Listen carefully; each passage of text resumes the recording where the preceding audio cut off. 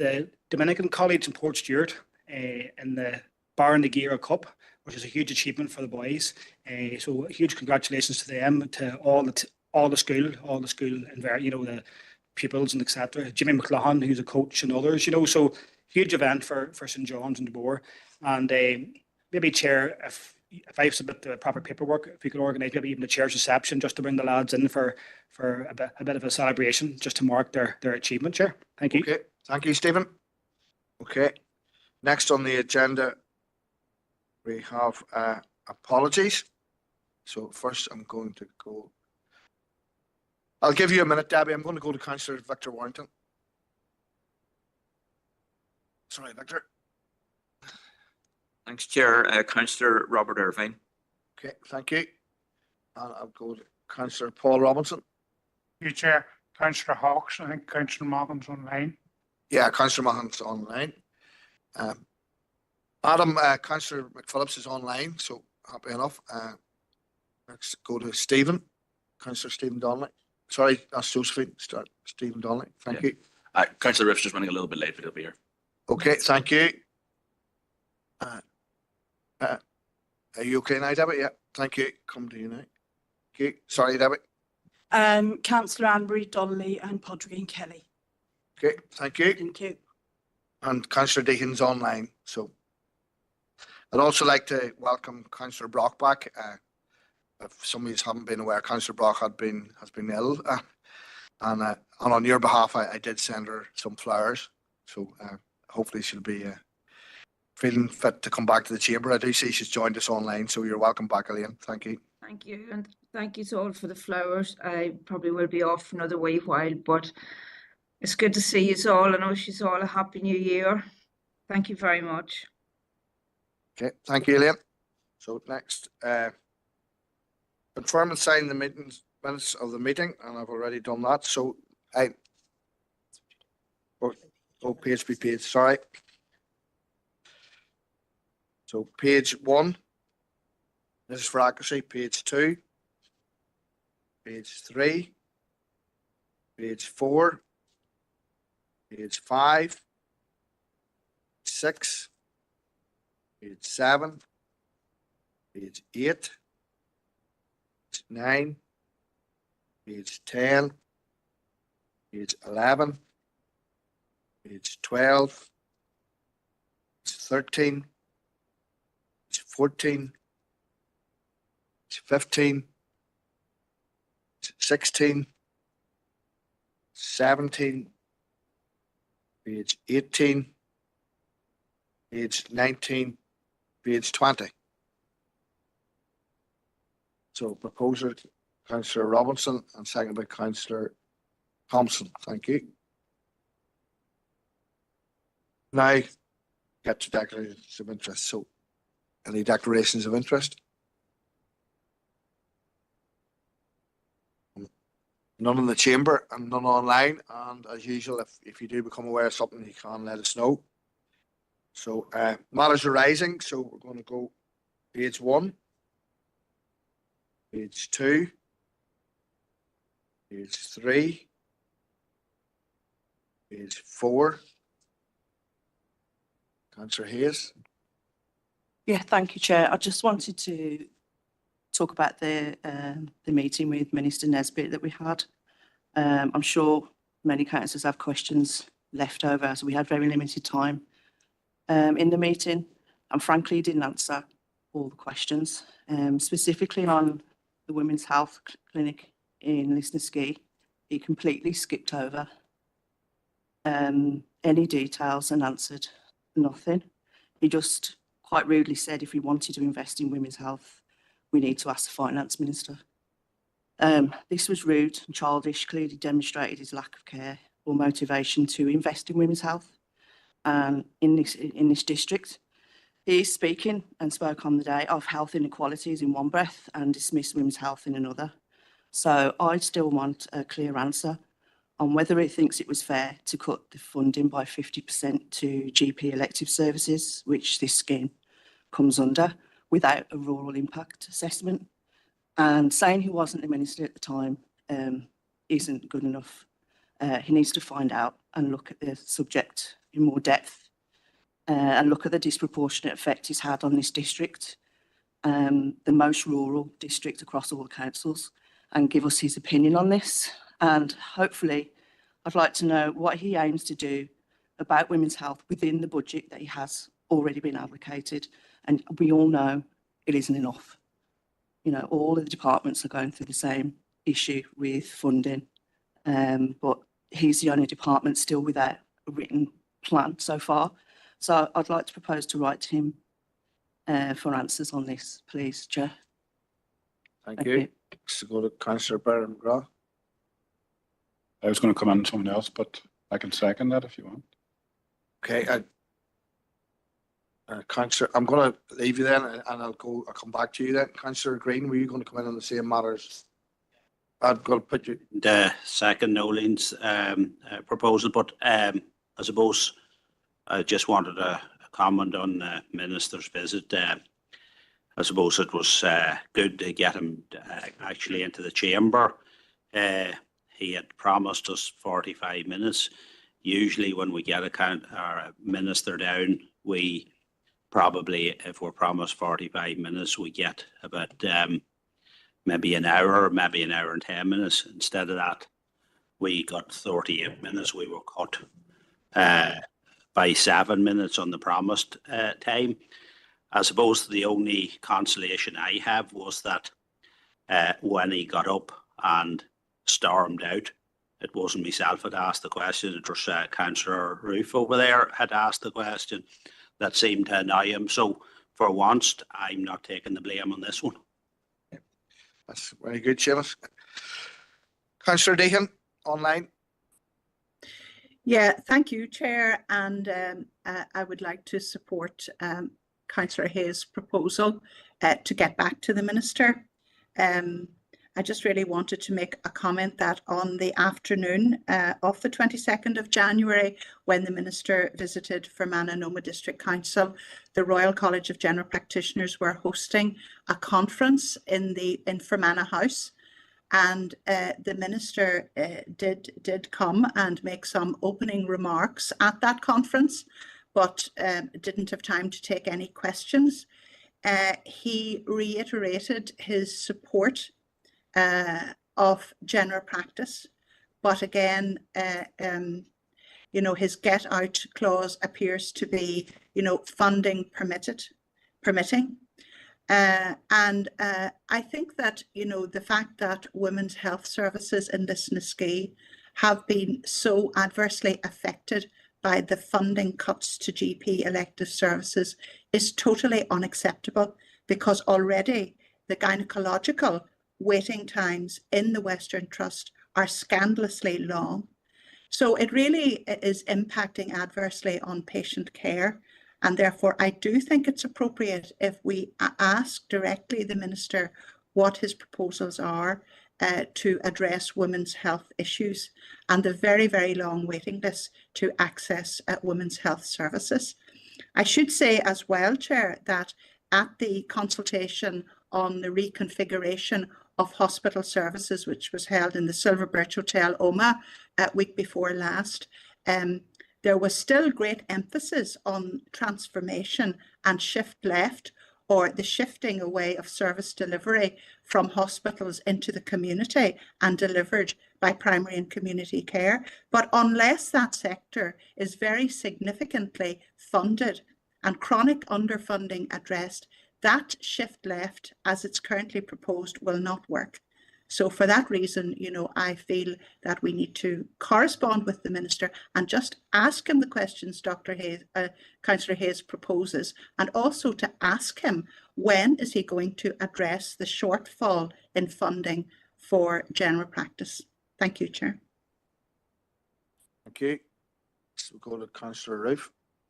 Chair, and yeah, firstly, probably like to apologise to the rest of the councillors for obviously offending the Health Minister with my very straightforward questions.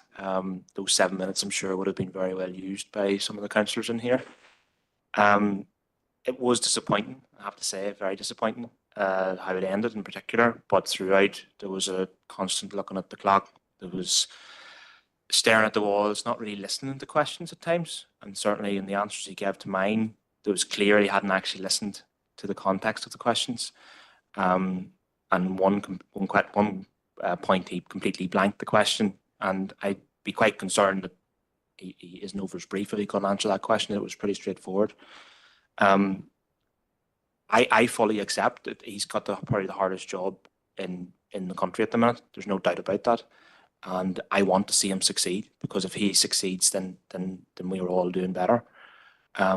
But a lot of that is image of how the health service is being run. A lot of that is of how we deal with people who are invested in the health service. And all that probably would have taken is another 10 minutes of his time. And he probably would have left this room with 30 odd counsellors that were there in the night or in the afternoon feeling a lot better about it. So yeah, it was very disappointing. I hope if we do ever get him down again, that we have a better experience next time. Thank you. Thank you. Councillor Warrington. Thank you, Chair. Well, I suppose like everyone in here, we all welcomed the RQIA report. It was obviously been waited for with bated breath, and you know, it's important now that the things identified are now dealt with by the Trust. In relation to the visit of Mike Nesbitt, it was disappointing with how the meeting panned out. I think a real opportunity was missed, not to maybe put more relevant questions to him, but instead we were going over old ground that's been discussed time and time again over the last 12 months. Indeed, one party basically spoke at length, asking him to do things that he already supports and had attempted to deliver. And regardless of what we say here, I don't think there is a get-out clause that he's looking to take. The money just isn't there, and he has to do what he can with the budget that he has. And we all know that there is more, that we need more money in the kitty to do that. And the suggestion that he rushed off, yes, there's no doubt about it. He exited the building very quickly. There's no doubt about that. But I suppose we were his fourth port of call that day, and when he left us, he was going somewhere else, had another meeting. I don't know how many noticed this, but there was a female at the door, basically waving frantically at him to come on. I'm not defending the minister, but I think we all need to look realistically without having daggers out at every opportunity for going forward. We know the problems, and there will be need to be sorted. And I'm sure Minister Nesbitt, like all the ministers within the executive team, would love a pot of money to sort out all their problems. But unfortunately, we know that that's not going to happen anytime soon. Thank you, Chair. Okay, Councillor Gallant. Thank you, Chair, and like pretty much everyone else in this chamber, I was incredibly disappointed with the meeting with the minister. He essentially avoided answering basically every question. He did maybe answer one or two, but very, very few were answered. He kind of avoided and skirted around answering many questions. And kind of, it's interesting what Councillor Deehan said at that conference he attended. He wouldn't answer any questions. And when you yourself, Chair, asked him if we could send him any additional questions, written questions, which is normal, we ask that of any minister or a public body who comes to present here, he laughed and got up and left, without so much as saying, I'm sorry, I have to go here. Yes, of course, send them through, which is highly unusual, but unsurprising given how this minister and his predecessor, Robin Swan, failed to answer a lot of questions. That's why we asked for the meeting, because they weren't responding to correspondence and weren't responding to very basic questions. And, you know, his concern about time, Chair, you don't even look at the clock that much when you're timing people speak. It's ridiculous how much he was looking at the clock. He should probably invest in a watch. He'd be more subtle then, rather than looking up at the wall. But it was very disrespectful, and you know, to leave early, he was clearly very aware of the time, and he did leave early at that point. but maybe he didn't know the answers to the questions. I know he had 2 civil servants with him who potentially could have helped him with that. And that sometimes it's okay if you don't know the answer, then there you can get back.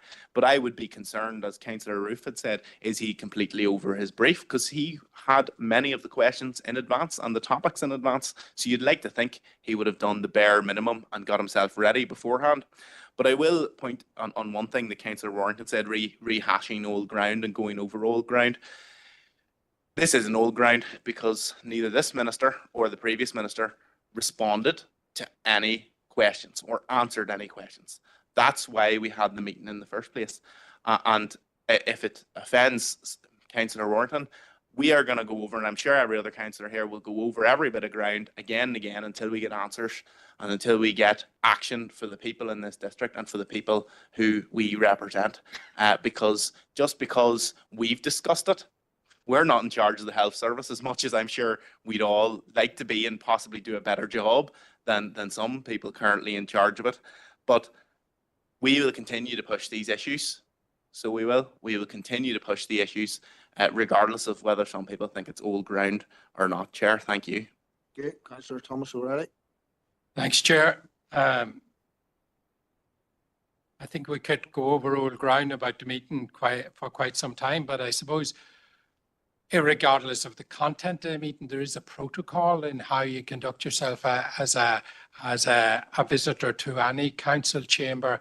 And I go back, Chair, to my constant harp that if we as local government don't talk up and understand that there should be and people should follow that protocol, then that disrespect to local government continues. And certainly I think to leave the chamber in the fashion that happened lacks protocol there and lacks the awareness of protocol. So I think we just need to try to insist each time that we have people in the chamber or whatever that there's protocol followed is insofar as we can.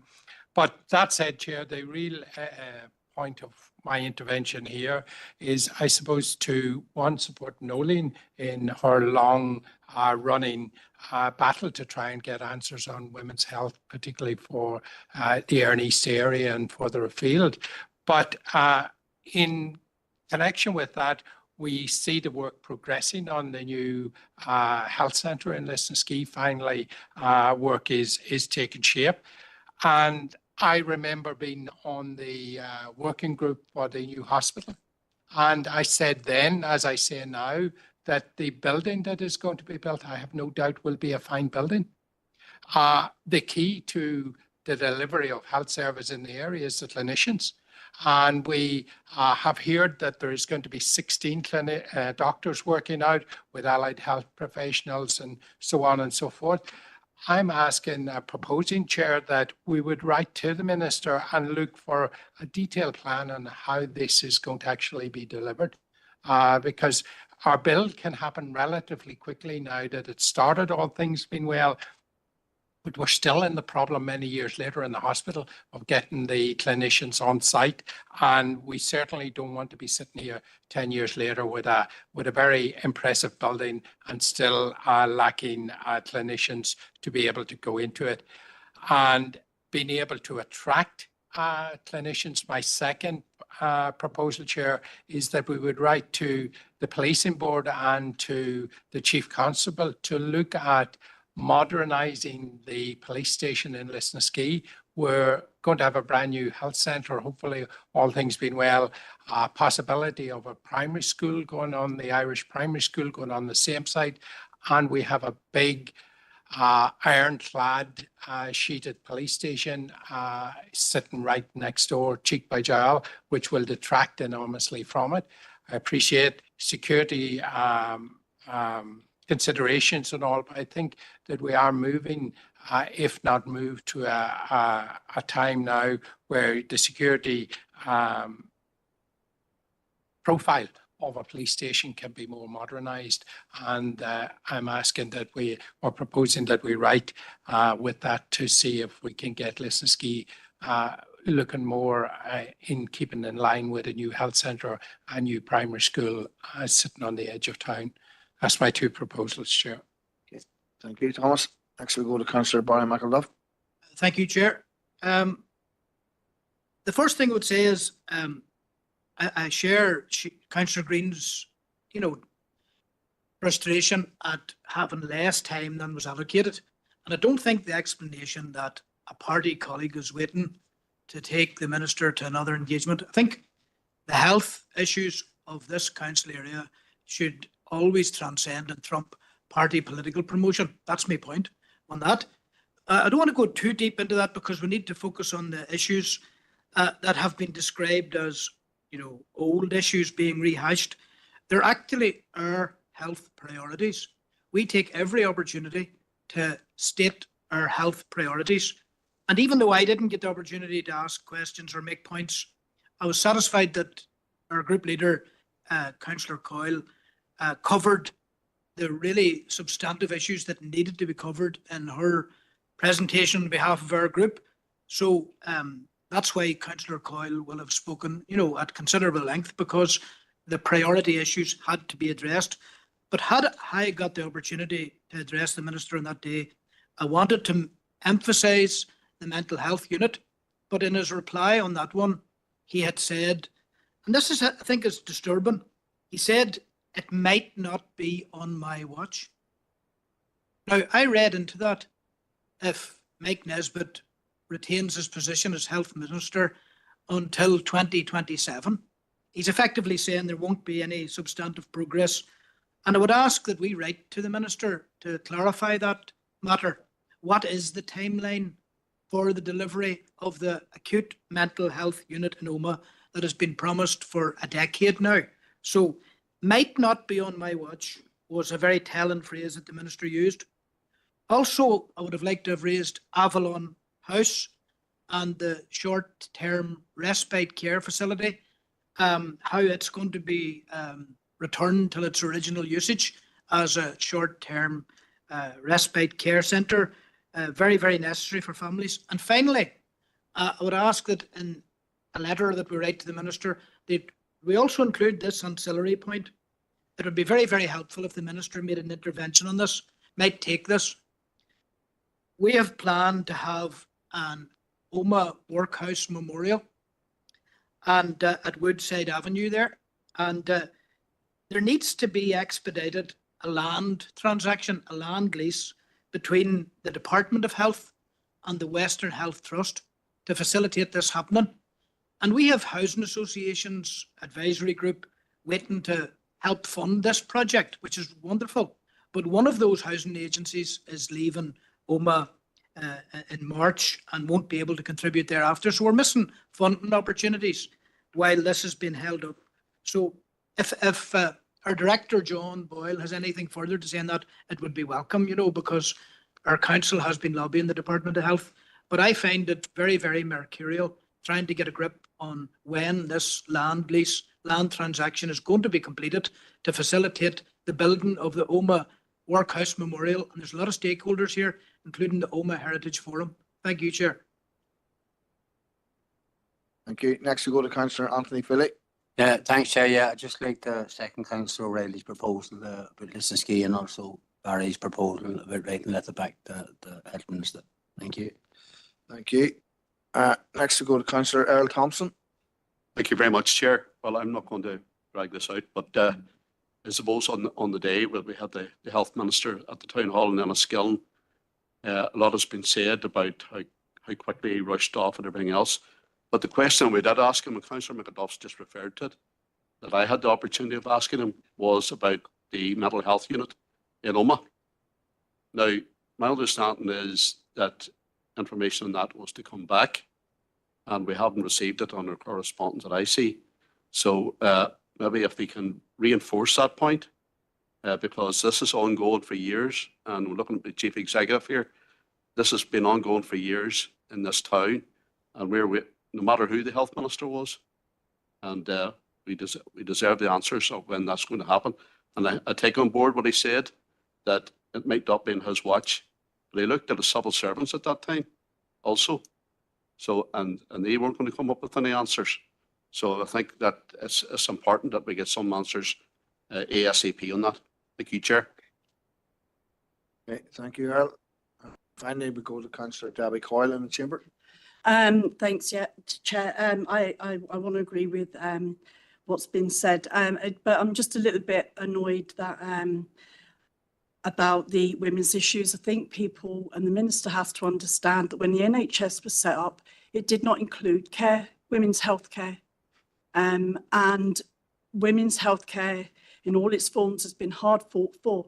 So when we do eventually get it for another minister or somebody to come along and take it away, that we have to continue that fight when we're already, even issues like menopause are relatively new. Some people still haven't even got their heads around it, and in employment and in healthcare. So it might seem to some councillors that it's an old issue, but it's something that's been fought for decades and decades, because the NHS wasn't actually set up to even provide those services in the first place. So I just want to fully support Nolene and everybody else that has supported her proposal. Thank you, Chair. Okay, Mark, I think I know what you're going to say here. Yes, Chair. Thank you. Just to declare an interest on that previous item, and also, Chair, just because I missed it, if we could also declare on item, or it's 4.1, item 15.5 and item 11.3, correspondence from the Trust. Thank you. Okay, thank you, Mark. Okay, first of all, I'm going to bring in the Chief Executive. Chair, thanks. It was just on a couple of the queries or comments that members had made. So firstly, Chair, just to confirm all of the themes, including, for example, the specifics around women's health care and also the mental health unit at OMA were sent in advance to the department. My understanding is that the officials were ready to provide, or certainly had the information to provide details, but obviously that was not available on the day. I know, Chair, that at the end of the meeting, you had suggested that perhaps we would seek an assurance from the Minister that all of the outstanding matters would be resolved. I quite appreciate there's a number of specific proposals, but I assume members would want us to go back really with the entirety of the questions, because, as has been referenced, there were really very few answers forthcoming. So we would take that, but we would need the approval, obviously, of the Council to do so, notwithstanding the individual proposals that have already been made. And maybe Chair John can comment certainly on the Western Trust, because there is, or sorry, on the Workhouse, because there is an update on that matter.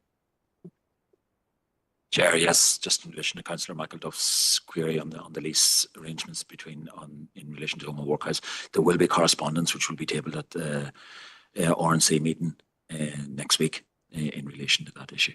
Because you'll remember that members had asked us to write to the Minister previously, so the Minister has a response.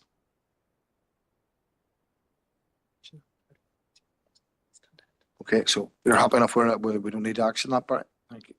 If we get the opportunity to address this at the RNC meeting, I'll be content. Thank you. Okay, there's the other correspondence. There's a number of other items to do with health in correspondence, and I'm going to ask the Chief Executive, we'll get them out of the... Just an overall action on the outstanding matters. Okay. Okay, I'm looking at somebody to propose we action all the outstanding matters as proposed by Councillor Thompson and Councillor Coyle. Thank you. If we have any other correspondence to do with health. Okay, right. So, Councillor McGrath, finally, we'll get back to you after that. It's just 4.5, the Dalridian public inquiry. Just if I could ask the Chief Executive, was there any updates, on the delay and how this will affect council costs, and how will that be controlled, going forward? Thank you. So, Chair, in terms of the delay, I suppose the position remains as communicated. I think it was at Regeneration and Community. So the inquiry has been suspended by the PAC pending the department's consideration of transboundary matters. My understanding is that a provisional date of, I think, the 27th of March has been set for a reconvening. I think there is some doubt as to whether the department will have concluded its processes by that stage, but that will be the next review point.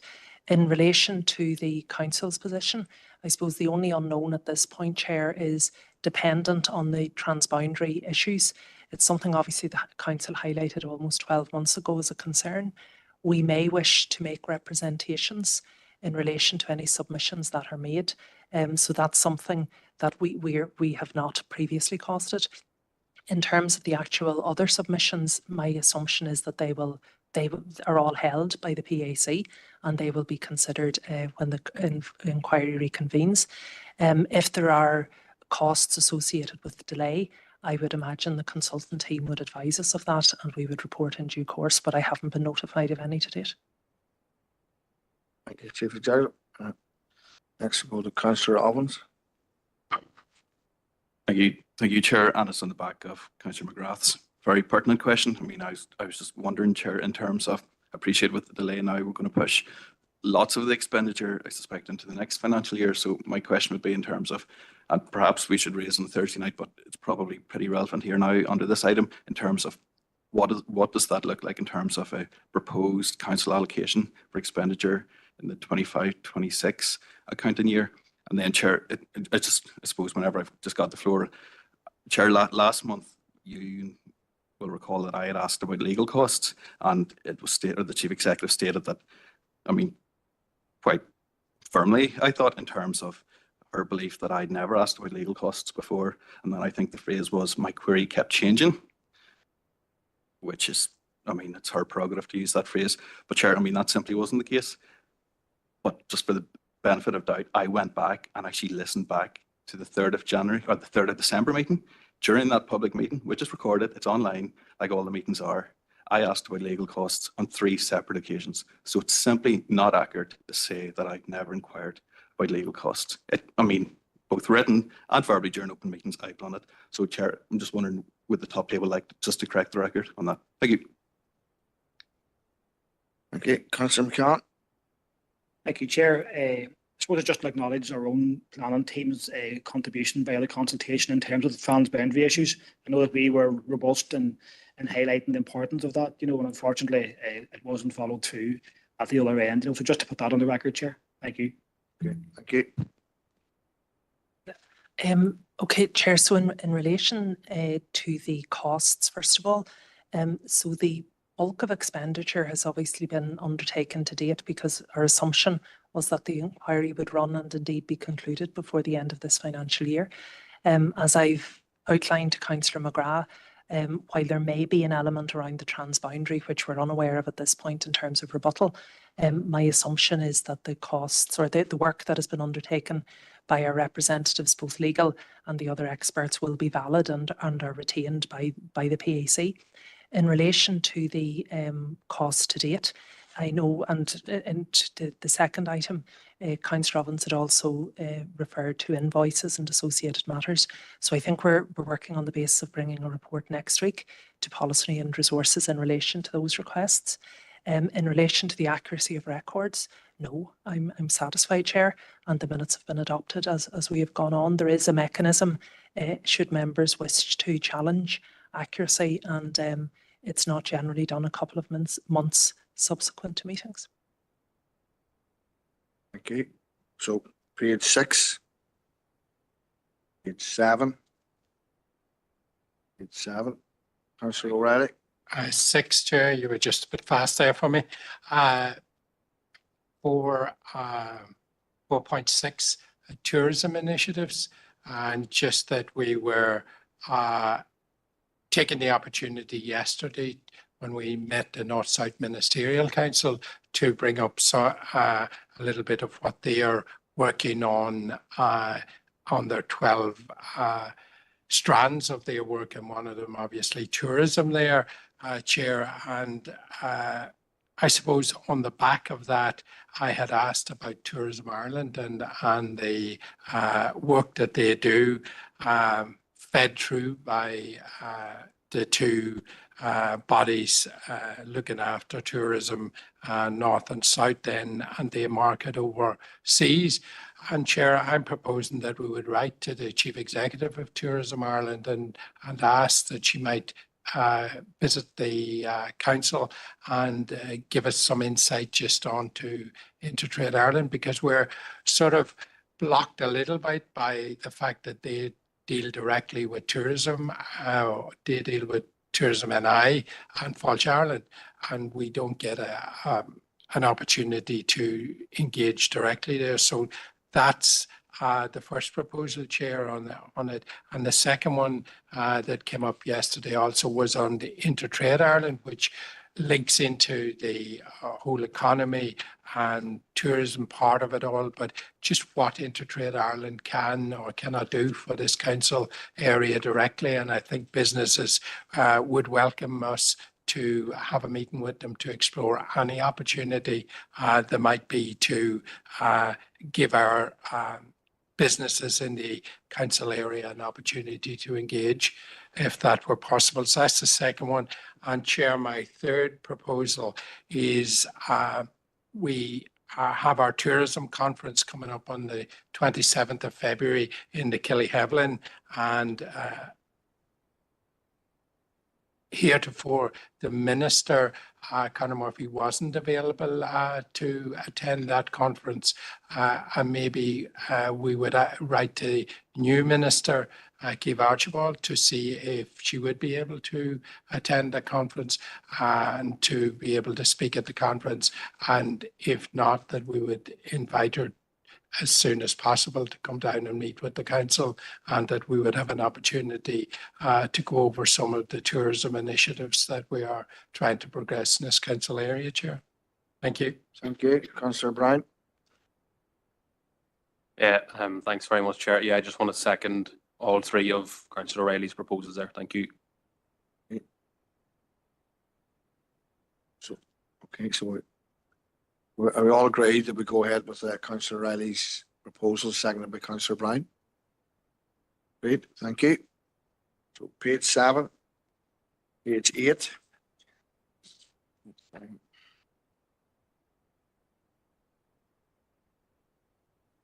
Councillor Ovens, page 7.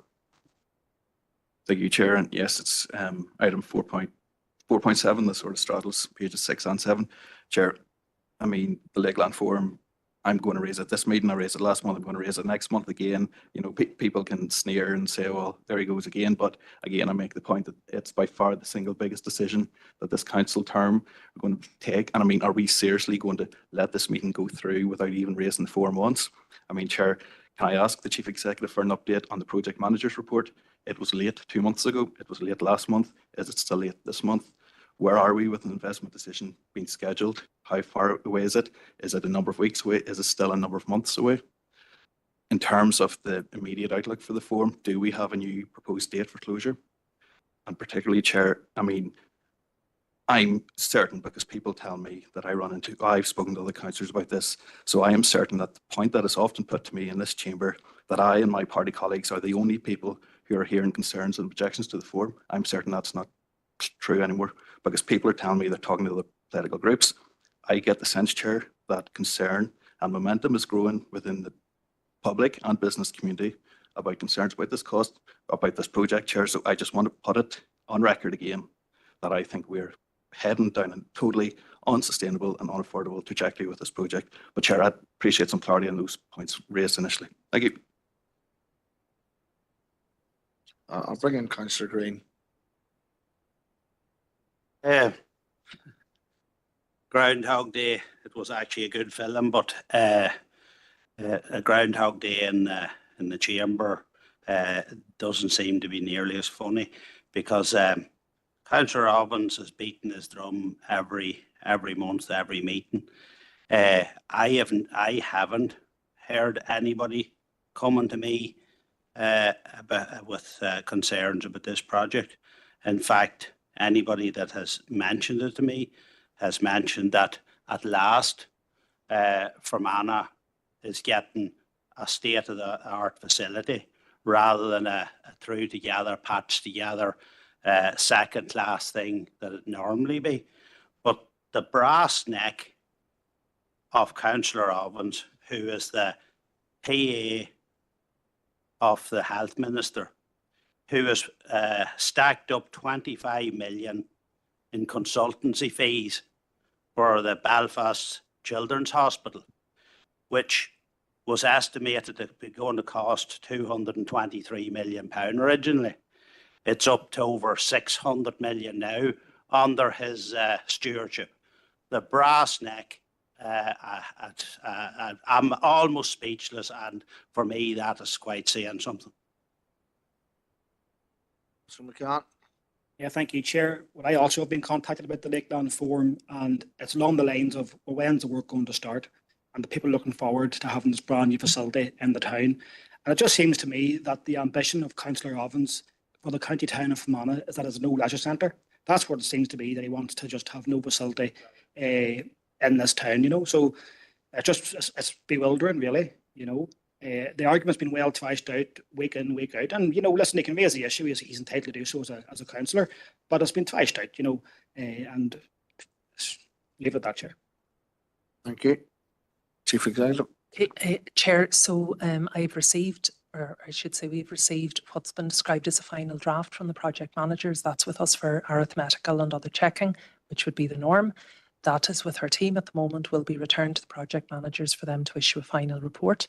When we receive that, as previously advised, we will arrange the briefing and the meeting associated with the investment decision.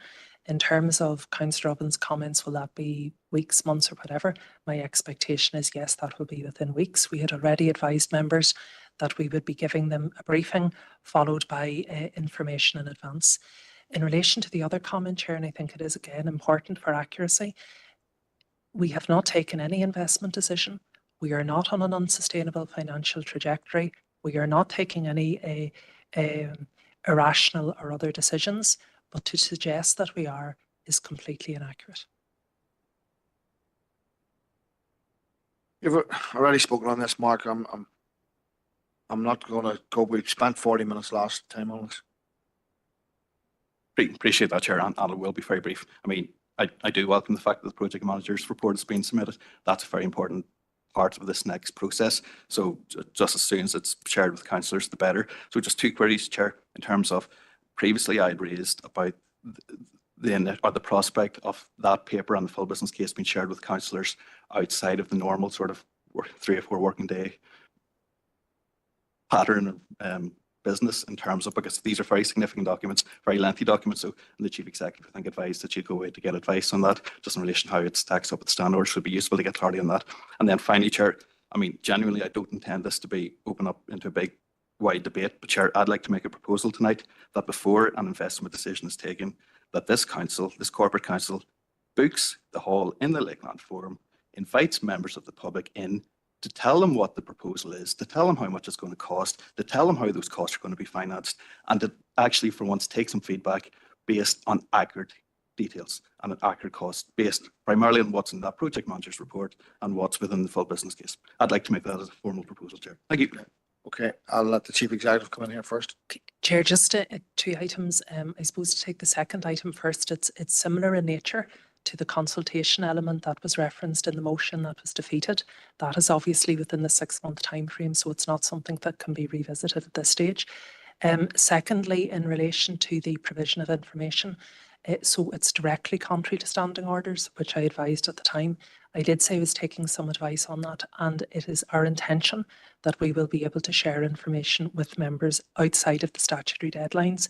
The significant concern is that we obviously have commercially sensitive information which is finding its way on all manner of subjects into the public domain, and that would put the council at some considerable risk. So if we're satisfied that that can be dealt with appropriately, then we will certainly seek to share as much information as we can.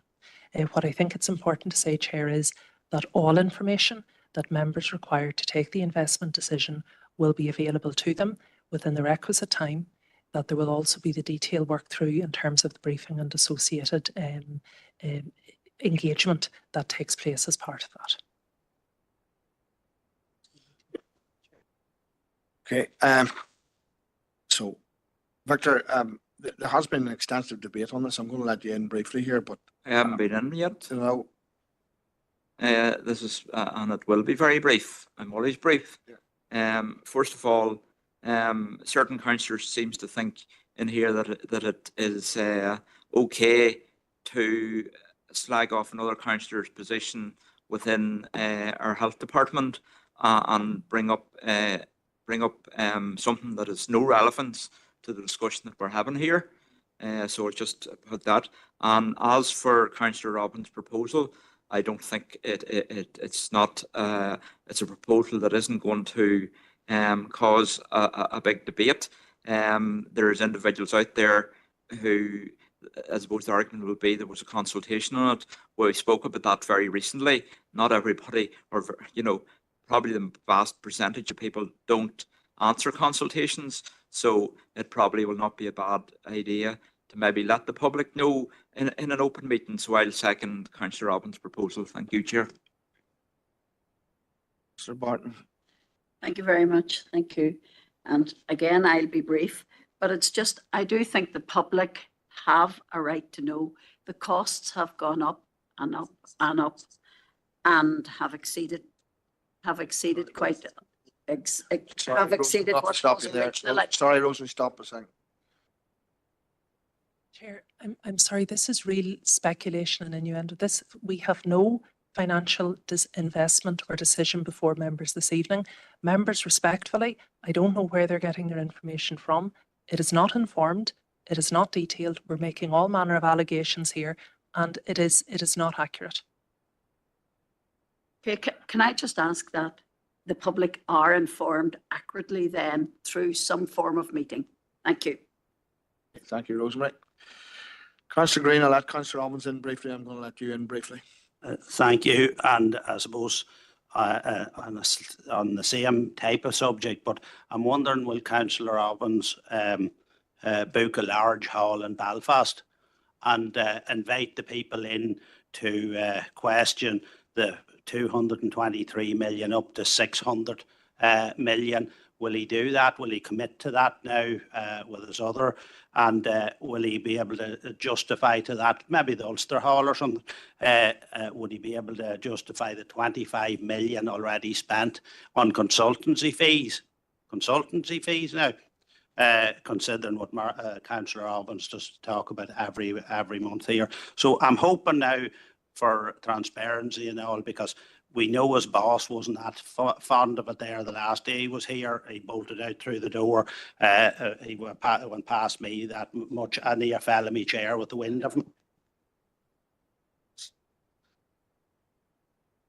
Okay, I'm taking advice here on the proposal.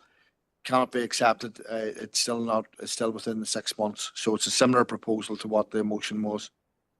It's similar.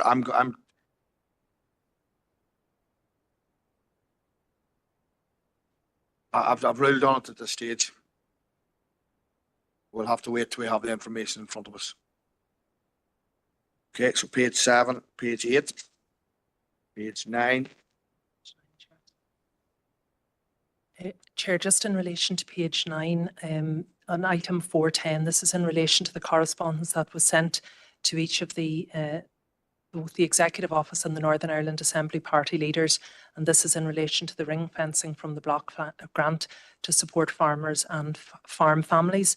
So just to refer you to the other correspondence folder, we have a response from Michelle O'Neill MLA in her capacity as leader of the Assembly Party in terms of Sinn Féin, and also a response from Naomi Long MLA as leader of the Alliance Party. They're both setting out the respective party positions around support for the ring fencing and the concerns in relation to the deprioritisation at a Westminster level. There's another related item of correspondence, Chair, that I would also maybe highlight to members at this stage, which is also in the other folder, and it's from the Agriculture Committee. So the Council had previously written to seek an opportunity for our Agriculture Liaison Group to make representation to the Committee. So the Committee has agreed to receive representatives on the 6th of March at 10 a.m. And they would, as well as considering support for farmers, they would also like to consider the progression of the Agriculture Bill that is working through this Assembly at the moment. We are liaising with the committee, Chair, just about logistics in terms of numbers of our liaison group who can be accommodated that day.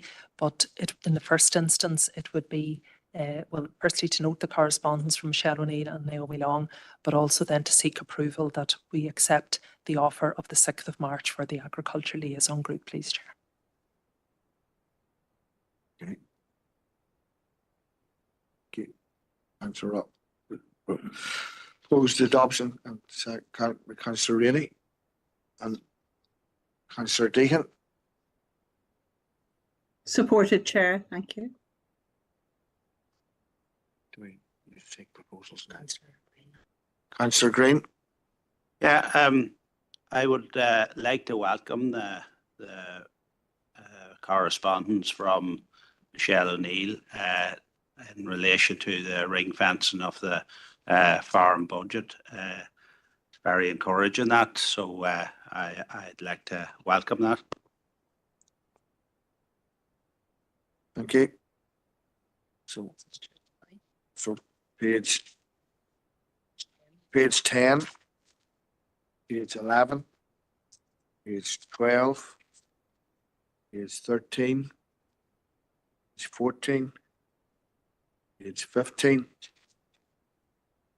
Chair, just in relation to page 15, we have a response from the RQIA in relation to the publication of its report, which is the review of pathways associated with the temporary suspension of emergency general surgery at South West Acute Hospital.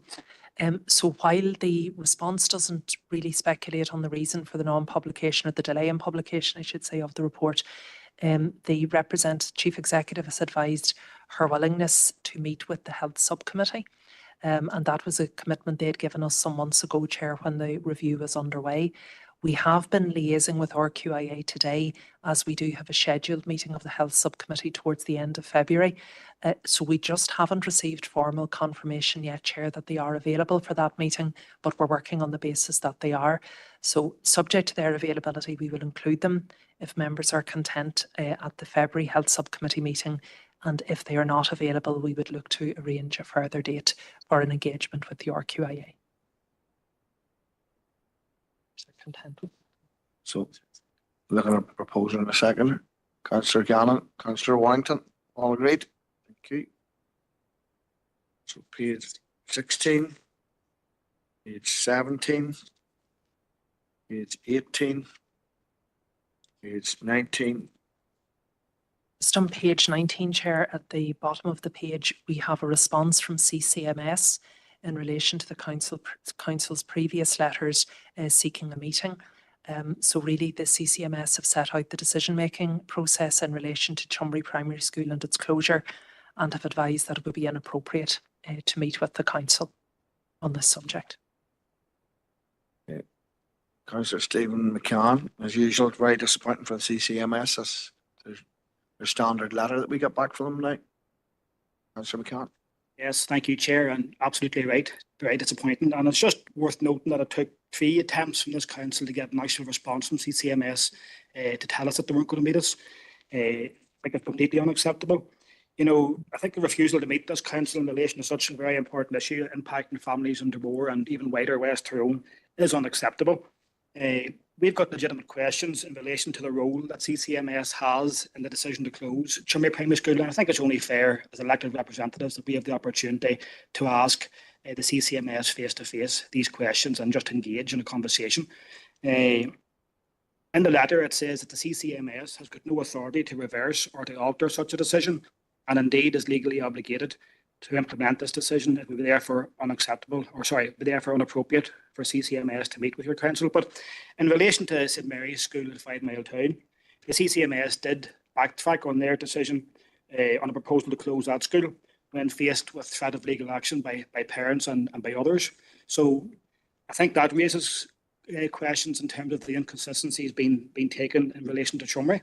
You know, so I think that they need to be involved with the discussion now with the Board of Governors, parents, us as elected reps, and the local community, and it's not acceptable that they continue to bury their heads in the sand. I think we should write back to them to that effect, Chair. Thank you. Mr. Warrington. Yeah, well, if that correspondence needs noted, I'll propose to note it, and I will second Councillor McCann's proposal to write. I was in on the meeting that day on Chumry School, and I see the passion that basically the Board of Governors and those involved have. Just to give me a wee bit of latitude, Chair, please. Obviously, we've discussed the RAISE programme here at length, and I am aware that there is going to be some funding available to councils through that programme. So I would ask that we write to the EA and basically just to check that we are not going to be hit with, if they go per capita, that we're not hit, with the rural areas. So I would ask that that's done, please, and that'll make that a proposal. Just to clarify, Victor, you're looking at we write to the EA about the raise fund and that we're. Chair, maybe just to, if I may clarify, and I know we've had recent correspondence, I think it's the department that are administering, as far as I'm aware. I don't think the EA has any direct role. Okay, and maybe just also just for clarity, Chair, is it in relation to the schools? Because certainly I'm not aware of any funding coming to councils on this subject. The minister's already set criteria, so it's just and we've highlighted concerns about the methodology. So is it to restate just the concerns around that? We also have a briefing lined up with Ray's, but it's just specifically on the department and on the no funding will be coming to councils as part of this. Well, my understanding was that there is some funding available, so maybe that could be clarified. Chair, I don't think any funding is coming to the council itself, but funding has been allocated to the council area, to schools through the RAISE programme. And I know there is a decision, or there is discussions at this point in time. I know there is an element of that funding which will be a block, which is equal block to each council area. But it will be to the Department of Education for the run of the programme. But then the basis of the remainder may be on the basis of per capita. So I would imagine, Councillor, that's that element that you are talking about. Yeah. So you're looking us to clarify the funding methodology and ensure that we're treated fairly. Thank you. Next, we'll go to Councillor McNulty. Colette, oh, sorry, you turned yourself off there, Colette. Go on. All right. Thank you, Chair. Yeah, I have just written this morning back to Miss Eve Brevner, the Chief Executive of the CCMS, opposing her decision to not meet with the council to discuss Cholmondeley School. So just to let the council know that. Okay, thank you. Councillor Campbell. Yes, Chair, I'm supportive of the proposal by Councillor McCann and seconded by Councillor Warrington. It's more than disappointing, I suppose, that the CCMS, who are largely, faceless in terms of the general public, come forward with these ideas to close schools and really have disregard for the communities that are being affected. In this case, the community of Dromore. And I suppose if you're going to propose that schools are closed and not put in place any ideas or proposals on how the community can deal with that closure and accommodate the children in the area, you wouldn't really want to be brought to meetings and explain it. I would say it's hard for them to explain, but it's unacceptable that the CCMS can bring forward these proposals and not be accountable and blame the minister, and then for the minister to say, well, I didn't bring this proposal forward. It's the CCMS that have decided to close this school. So it suits, I think, both parties who, by all accounts, aren't keen on accountability. And I think that we need to challenge them on that, Chair. Thank you. Thank you. Maybe the desolate area, there'll be nothing between Dromore, with Drumley, Scone, and then with Lakeland, you have nothing in between in that triangle between Case, Erbenstown and Dromore. So it is bad. So Councillor McAuliffe. Yeah, thank you. Just reading the CCMS letter, it's very anti-democratic. Refusal to meet a council, a local government authority. From where do they derive their authority? Are they directly accountable to the Department of Education? What's the nature of the relationship between DE and the CCMS? It's contemptuous of people, contemptuous of a whole school community and this council. And I suppose really what I'm asking is there anywhere else for us to go to complain about the approach taken by the CCMS in refusing to meet stakeholders, including elected representatives for that community, for the Chummery and Lack community, you know, affected in these matters. Like, is there enough information in the public domain as to how the decision was arrived at? Is there a role for the Information Commissioner? Is there a role for the Public Services Ombudsperson to address the refusal of a semi-public body or a public body to meet with a local government authority upon request?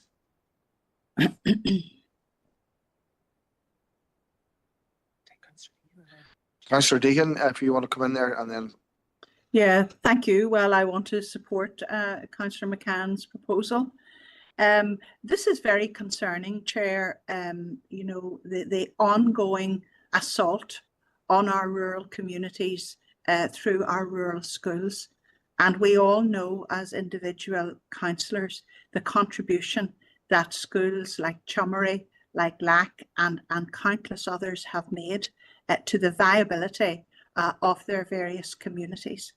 And, you know, given that Fermanagh and Omagh District Council is essentially a rural council area, and given that we value our rural communities so highly, I think that this is totally unacceptable. I think that organisations like the CCMS really, instead of trying to close rural schools, should really try to focus on innovative ways of supporting these rural schools to ensure their sustainability and viability going forward. And it is very regrettable that CCMS have declined to meet the council, and I would support that we ask them to reconsider that, because I think it is important that the message should get through to them how important these rural schools are, their significance in our communities, and how they sustain the rural areas that we as a council serve.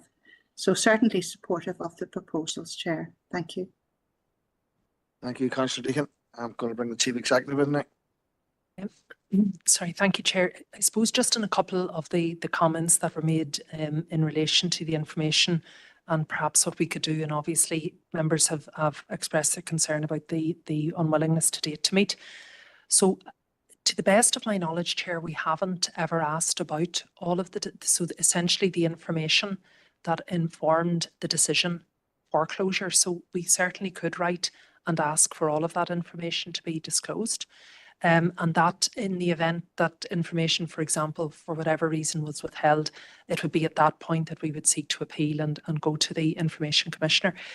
In relation to the refusal to meet, I think, as a number of members have suggested, in the first instance, I think we would ask them to reconsider that position. Normally then you would, before you would go to the Ombudsman, you would make a complaint and allow the complaint to be considered.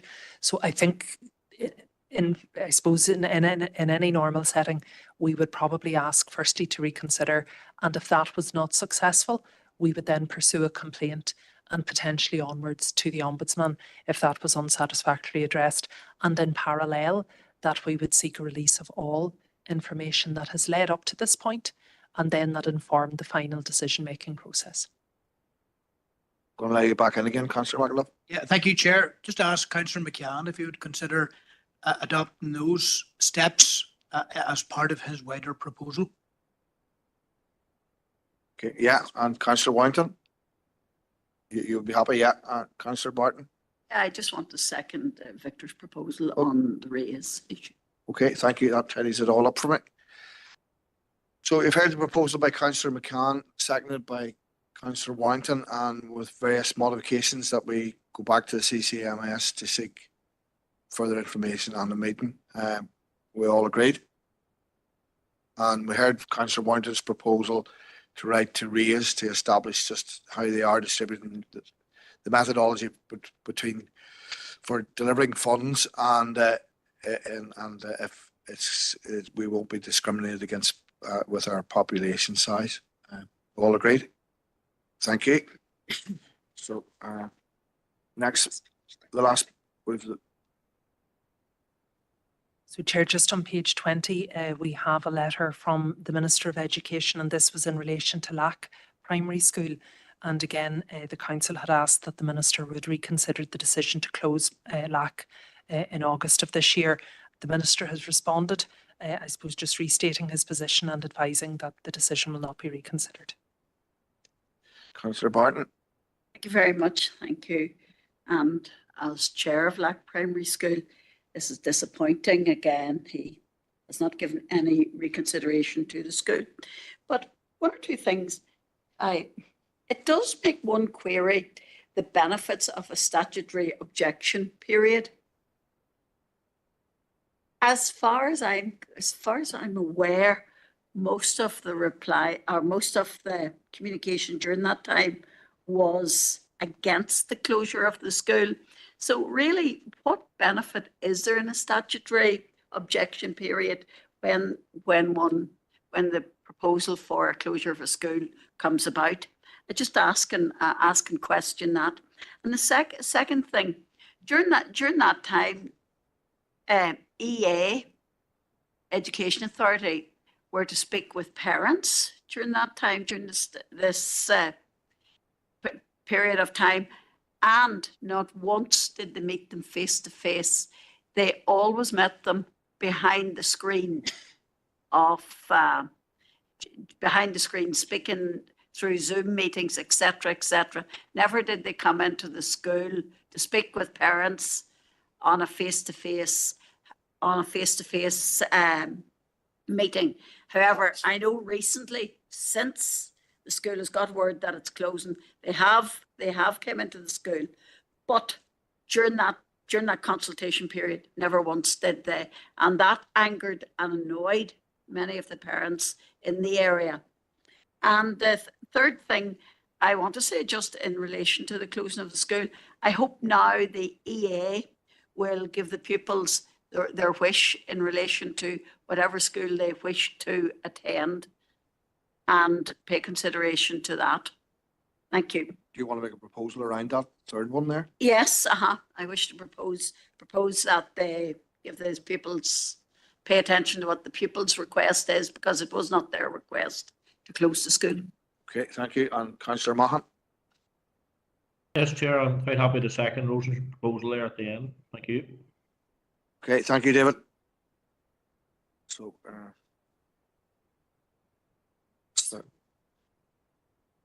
Councillor Stephen Donnelly.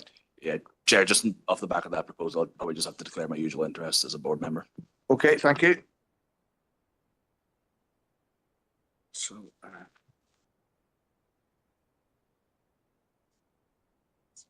okay. So, Garvin, we made it. Yeah. So next we go to environmental services for accuracy. So the meeting was held on Wednesday, the 15th of January, chaired by Councillor McPhillips. Page 1, page 2, page 3, page 4, page 5, Councillor Warrington. To come in here or in at the next section, just wanted to get an update on the. Yeah, that'll be the next stage. We'll get the accuracy done first. So page 6, page 7. Councillor McPhillips. Happy to propose, Chair. Seconded by Councillor Robinson. All agreed? Next we go through for matters arising. So page 1. Page 1, Councillor Warrington. Actually, page 2, Chair. Okay, page 2. Just wanted to check on the right. Basically, the state on the states matters. The Brookborough and District Community Development Association. The council obviously offering to be a sponsor for them under the Recreation and Youth Service. Obviously, very happy with that, but I'm aware that there obviously is still another body within Brookborough who is going to come forward with interest on that. Am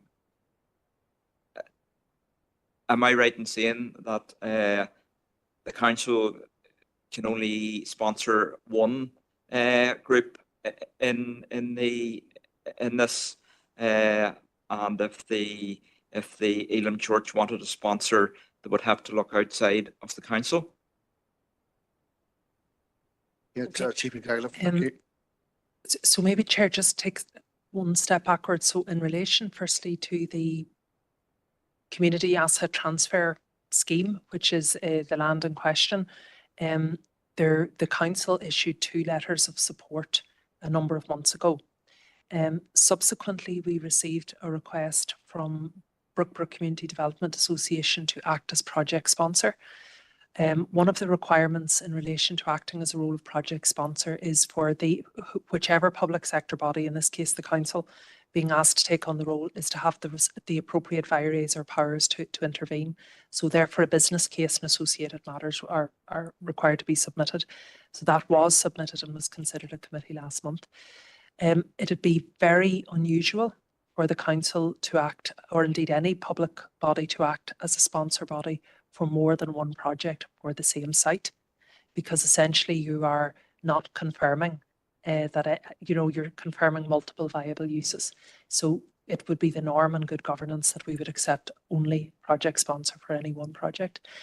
We never received a request from the Elim Church to act as project sponsor.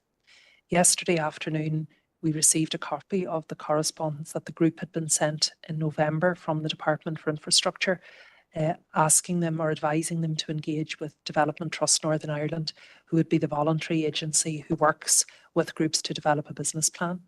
And they, together with the letter from the Department for Infrastructure, they included roughly 1.5 pages of some outline information, which certainly wouldn't meet the requirements of a business case.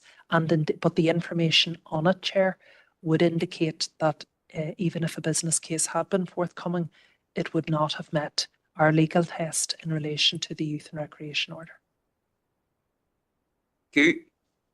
Thank you. Page 3. Page 4. Page 5.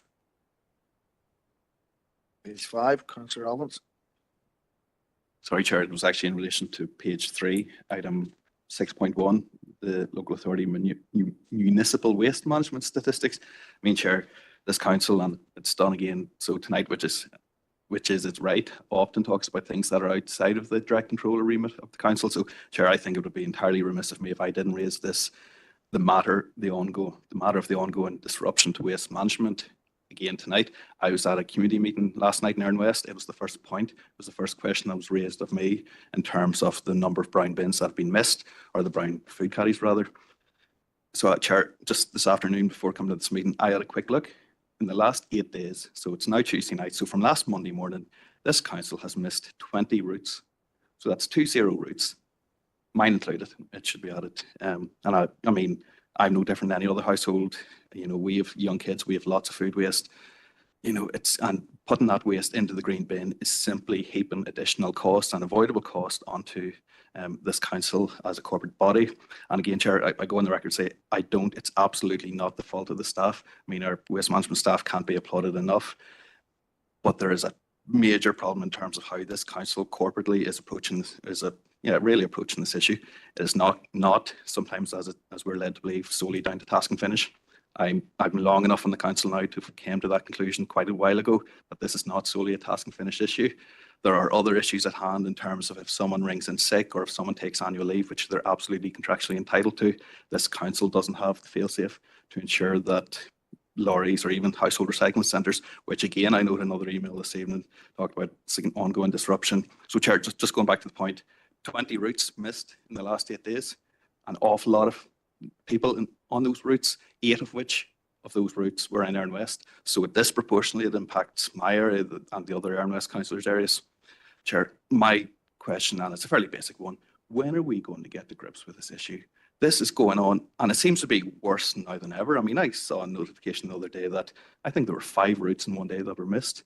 But I mean, that's hundreds and not thousands of people's homes in a day not having food caddies lifted. And it would be different if the response was, look, we didn't get it lifted today, but don't worry, we'll try to get it lifted tomorrow. The line is, if you didn't get it lifted today, it'll be lifted in a fortnight's time. And if it was full today, it'll be even more full in a fortnight's time. So, Chair, simple query, when are we going to get to grips with this? It's not good enough. People are raising it with me constantly. And again, I make the point that if a council can't reliably empty its bins, then what good is it? Thank you. Comment, Chair. So, Chair, John may wish to comment just on the specifics of the last few days, but again, I think for accuracy, just highlight, we have referenced on a number of occasions, task and finish is one component, but only one component. The others have been reported repeatedly through environmental services, so members are fully appraised of the issue. In relation to the, I suppose, the specific challenges over the last number of days, and Councillor Ovens referenced, for example, annual leave and associated arrangements. So there are arrangements in place, but members will be aware from reports which have been brought to this Environmental Services Committee of some of the underlying concerns and issues that have been addressed, and also will be aware in the work on the estimates, other provisions that have been made for that. So I'm certainly satisfied, Chair, that members have been appraised of the issue.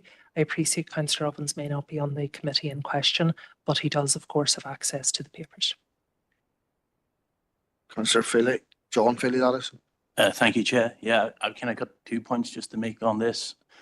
But 3, everyone agrees, it's not a great service at the minute, but the council is working hard on it. But I'll be mindful that we're setting the rates soon, and any individual or party cribbing about rates and the raise and stuff, this is what you pay your rates for.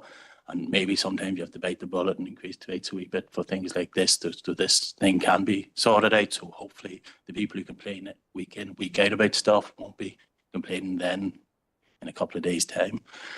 And just the other thing was, I was actually chatting to a person there a couple of days ago on the bins, and he hadn't been seeing me a while, and he wanted to know what was going on in the other parts of the council area that no bins were being collected. And I told him, well, there's bins being collected. He says, no. He says, I've been reading the newspapers and I've been following social media, and there seems to be no bins being collected in some areas.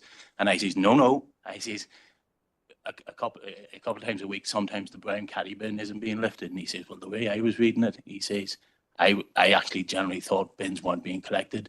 He says, he sees his brown caddy bin has been missed a couple of times in the previous year, maybe 3 times. But he told me his blue bin is always lifted and his general waste bin is always lifted.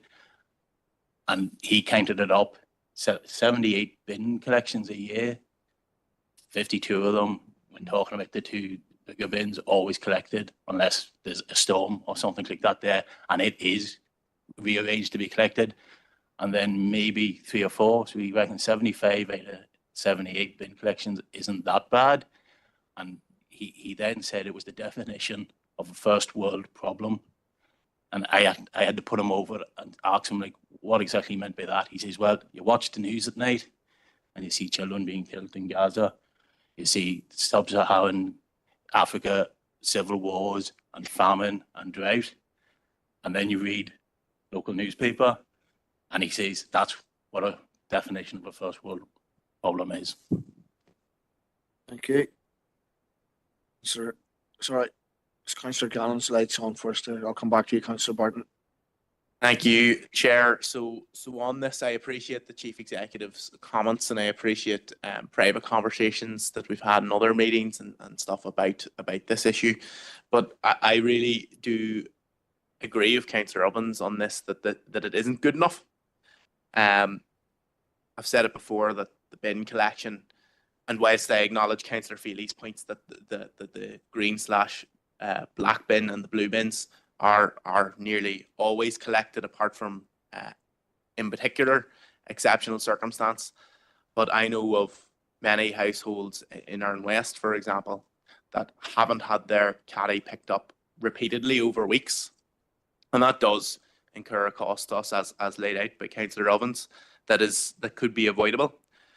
Now, I do think it is for many people, and it is the service, it is the only service that they engage with at the council, and any failure to do it is a distinct failure. And there's a number of people do feel let down in the district, and it is an issue that it is coming up again and again. And we were here last year as well, and I do take Councillor Feely's point on board that yes, you might have to increase rates to achieve a better result here, but we increased the rates quite significantly last year and we're still having this issue. Now, hopefully, I trust what the Chief Executive's saying, hopefully the issue will be resolved, but it really isn't good enough that we're at this place, and we need to acknowledge that, yeah, we're maybe not doing as well as we could on this, and that we can improve and take that on board and try and make it better, Chair. Thank you. Okay.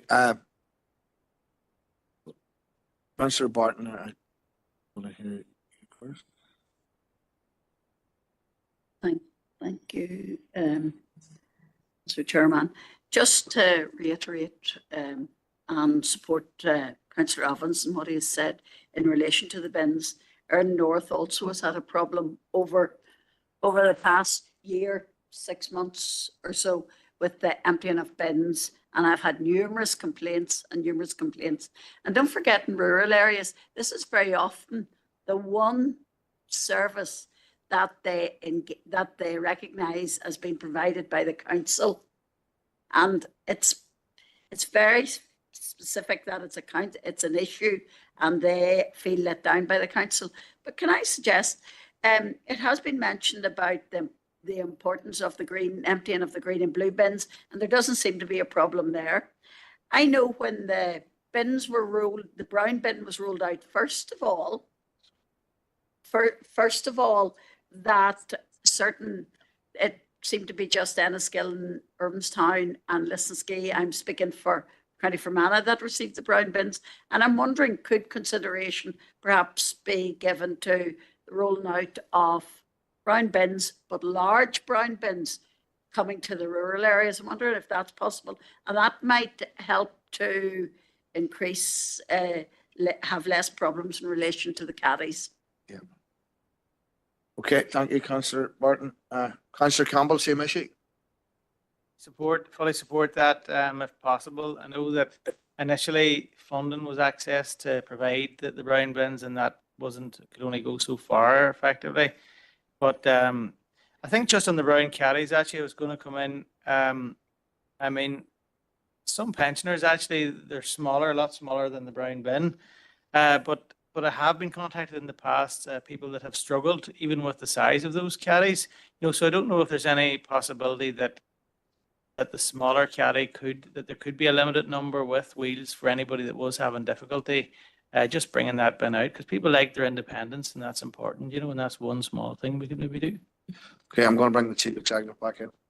So, Chair, I'll comment just maybe, if I may, into slightly. So there are a number of human resource matters that members have referenced. I'm happy that we pick up on those in confidential, because they are specific and individual details included.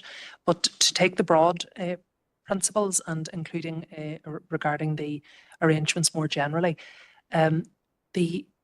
through Environmental Services and through our elected member working group on this subject, we have highlighted the likely change in policy at a DAERA level in relation to the collection, so brown bins.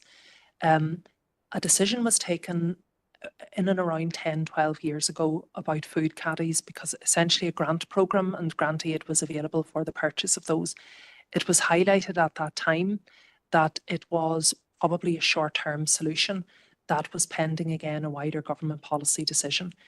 I think at that stage it was anticipated that there would have been a government direction more clearly around what would be the normal size brown bins. That still has not been forthcoming, but it would certainly be our expectation, which has been again reported to committee, that there will be a requirement for the council to roll out full-size brown bins across the district. And we have obviously included and made some specific recommendations for that in relation to the estimates. In terms of Councillor Campbell's comments regarding the potential for wheel caddies, I know that was something that was looked at previously, but because of the size, I think that is more challenging. There is scope around assisted lifts, and there may be individual circumstances that can be, using existing policies, that can be considered. But the wider point, Chair, we have highlighted, I fully accept the level of disruption that residents of the district have had around bin collection. We have identified to members the reasons, including systemic reasons, going back to the establishment of the council, which is one of the reasons in terms of contractual matters that I can't discuss in open session at this point, that has contributed to those difficulties and delays. I'm certainly confident that we are coming towards the end of that period of disruption and we are moving into a more stable footing. I do think, and I'm mindful of comments that have been made, notwithstanding the disruption that people have had, the vast majority of our bins are collected on time, on the scheduled day, unless prevailing weather conditions interfere with that.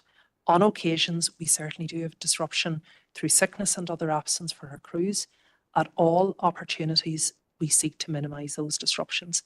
I also fully accept the point that for the vast majority of residents, their interface with our refuse collection service is their primary service from the council, and any disruption to that service is not acceptable. So I acknowledge all of that. It is taking time to stabilise. I think we are getting to a position, and even in our engagements with trade unions, which have taken place appropriately, I think we are getting to a satisfactory outcome. That will be communicated to you all appropriately, and I'll certainly detail, Chair, the specifics of that when we get into confidential. But I think it is important to note the very good service that our refuse crews deliver. And on day one after the storm, which we'll come to later, they were contacting, seeing how they could go out, how they could help, and how they could assist our communities who were most impacted. Thank you, Chief Executive. Councillor Roof. Thanks, Chair. And just to kind of put the point on that you know, ask and finish is something that pretty much every other council had resolved a long time ago, and that was a failure of repeated councils here over a number of years that didn't resolve that. And I'm glad that this council has actually taken it seriously, and that we will hopefully see the resolution of that. And really the delay has been out of our hands. It's been a national issue. And I think that the onus is on councillors to put that message across to people that are rightfully annoyed. It is very frustrating for people. And I think at any opportunity that it is highlighted to us that we should be trying to put that across to people, that it is in the process of being resolved, that we understand how frustrating it is. And really, as councillors, we should have a duty to put that information accurately across to our constituents, not to almost kind of drum them up into a bit of anger about something that is actively being trying to solve. Thank you. Okay. So we'll pass down on this matter. It'll be raised again under confidential. So I was at page 3, page 4, page 5, page 6, page 7. Okay. Next we go to the meeting, the Regeneration and Community Committee on Thursday the 16th, and that was chaired by Councillor Stephen Donnelly. So for accuracy, page 1, page 2, page 3, page 4, page 5, page 6, 7, page 8, page 9, page 10. So take Councillor Donnelly, propose. Thank you. Councillor Thompson, seconded. Thank you. Next we'll go through for matters arising. Page 1, page 2, page 3, page 4, page 5, page 6, page 7, page 8, page 9, page 10. Thank you. Next we go to Policy and Resources Committee, Tuesday the 21st.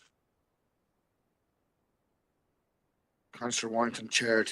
So for accuracy, page 1, page 2, page 3, page 4, page 5, page 6, page 7. So Warrington proposed and seconded. We're going to second it for Councillor Deacon. Thank you. So matters arising, page 1, page 2, page 3, page 4, page 3, Councillor Philly. Thank you, Chair. Page 4, just want to come in on a 5.4 procurement and tenders. Just we had a motion last year about ethical procurement policy, and I recognise that the Procurement Act, the Westminster Procurement Act 2023, should be hopefully coming in this month. But I was wondering if there's kind of an update you could maybe bring to the next policy and resources on timelines of when we might be able to bring in our new policy. Okay, so going to go to Jill for that. Yes, Councillor Finlay. The Procurement Act is due to be rolled out within the next month, and a lot of work has been going on internally in terms of preparation for that, in terms of looking at our procurement policy. So that is currently being updated, and again to reflect the motion and the actions agreed out of that. So that will come before you within the next few months through Policy and Resources Committee. Reflecting the changes. We're also running out quite an extensive training programme, both for our finance team and our procurement team, and for all officers of the council. We do very significant amount of procurement through various channels, and there'll be training around the new Procurement Act and the implications of that brought forward. Okay, thank you, Jill. Page 5, page 6, page 7. Thank you. Next, we go to correspondence. Yeah, Chief Executive, please. Okay, Chair, the first item of correspondence is from NILGA, and it's in relation to their local government awards, which will take place on the 27th of March. And as you'll have seen from the letter, it's also to coincide with 10 years since the reform of local government administration. So the tickets for this, Chair, are £65 plus VAT. Now, I'm mindful it isn't necessarily the most accessible location, so it's in Banbridge, in the Game of Thrones schedule to run till about 11:30 p.m.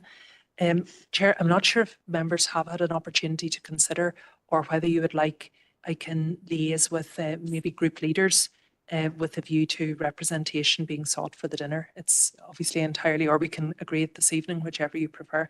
I imagine the council will wish to be represented, just given it's quite a significant event for NILGA, and nominations are required before the end of the month.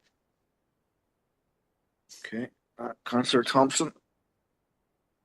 Thank you, Chair. Well, I want to nominate Councillor Paul Robinson as our NILGA representative to attend.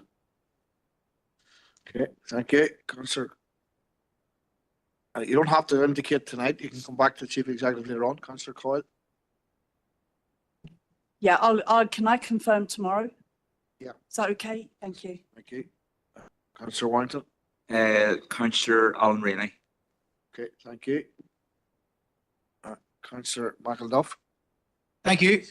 Maybe a comment from the Chief Executive on the nature of the awards, and how should we as a council approach the nomination process for awards? The way our planning section has been recognised recently, and a year or two ago we had Employee of the Year award, all that kind of thing. So could we get any steer from the Chief Executive on strengths or weaknesses that we could be flagging up some of our strengths in terms of the nomination process? So, Chair, the correspondence, we would have received some initial correspondence from NILGA in relation to the awards themselves. So what we would generally do, and Councillor McElduff, for example, has mentioned the planning team, is those areas of I suppose, particular expertise or things that have gone well through our staff recognition and other events. We would match those against the criteria and see if there were any, based on NILGA's guidance, any potential projects for submission. So we have made a number of submissions to the awards. The shortlist has not yet been identified, so we're not sure if any of them have been successful. We've been shortlisted from some in the past, for some awards in the past. In relation to this year's event, Chair, and some of you will recall that prior to COVID, NILGA would normally have convened an annual, I suppose, an in-person gathering to allow for networking for members primarily, and then an opportunity for some recognition of councils. So I think this is probably their first real event of scale since COVID, and that's why they're keen for attendance. So, but we, as I say, we have some in, but I genuinely don't know what the prospects of success will be, Councillor McElduff. Thank you. Councillor Evans. Thank you, Chair. And it's just on the same issue, and I don't really have a comment on either the nomination issue or proposals from councillors to attend to it, other than, I mean, obviously I'd wish any FODC staff that have been nominated the best of luck with their nomination. Chair, it's more in relation to the second issue that this letter seems to be touching upon. So, and it's, I'll quote, celebrating the 10th anniversary of the establishment of the new councils. I mean, Chair, I don't mean to be negative, but very few people that I talk to believe that the reform of local government in Northern Ireland has been a success. I mean, I'm old enough to, and it's only 10 years ago. So I remember the old Fermanagh Council. Few, if anyone, has ever said to me that they feel better off under Fermanagh Council. The old Fermanagh Council, there's a sense of pride, there's a sense of connection with the local community, there's a sense that the council, whenever issues were there, that they were grasped, and we've just spent 15-20 minutes talking about bins. I don't think that would have happened in the old Fermanagh Council, Chair. So it's just to flag that whilst obviously I wish, again, any staff the best of luck, I don't think there's much to celebrate here, because I think, to be frank, Chair, Fermanagh Council, this new council, the sort of mutated council which artificially pushed two councils that weren't naturally aligned together and promised over £400 million of savings. There was a report previously to the Policy and Resources Committee that demonstrated a fraction of those savings have been delivered, and we're halfway through. So I just think, Chair, that sense of connection has been lost. So I don't think the reform of local government in Northern Ireland is worth celebrating. Thank you. Councillor McCann. Thank you, Chairman. Well, we were almost there. Started off on a positive note, and then look where we ended up. You know, almost there, Mark. But we will get there someday. You will complete a positive comment. Councillor Green. Thank you, Chair. Well, I actually remember being in Fermanagh Council, and you know what? It wasn't the lovely rose tinted glasses that Councillor Ovens is. I remember sitting to 1 o'clock at night arguing. I remember it almost coming to fisticuffs at times. So I don't remember.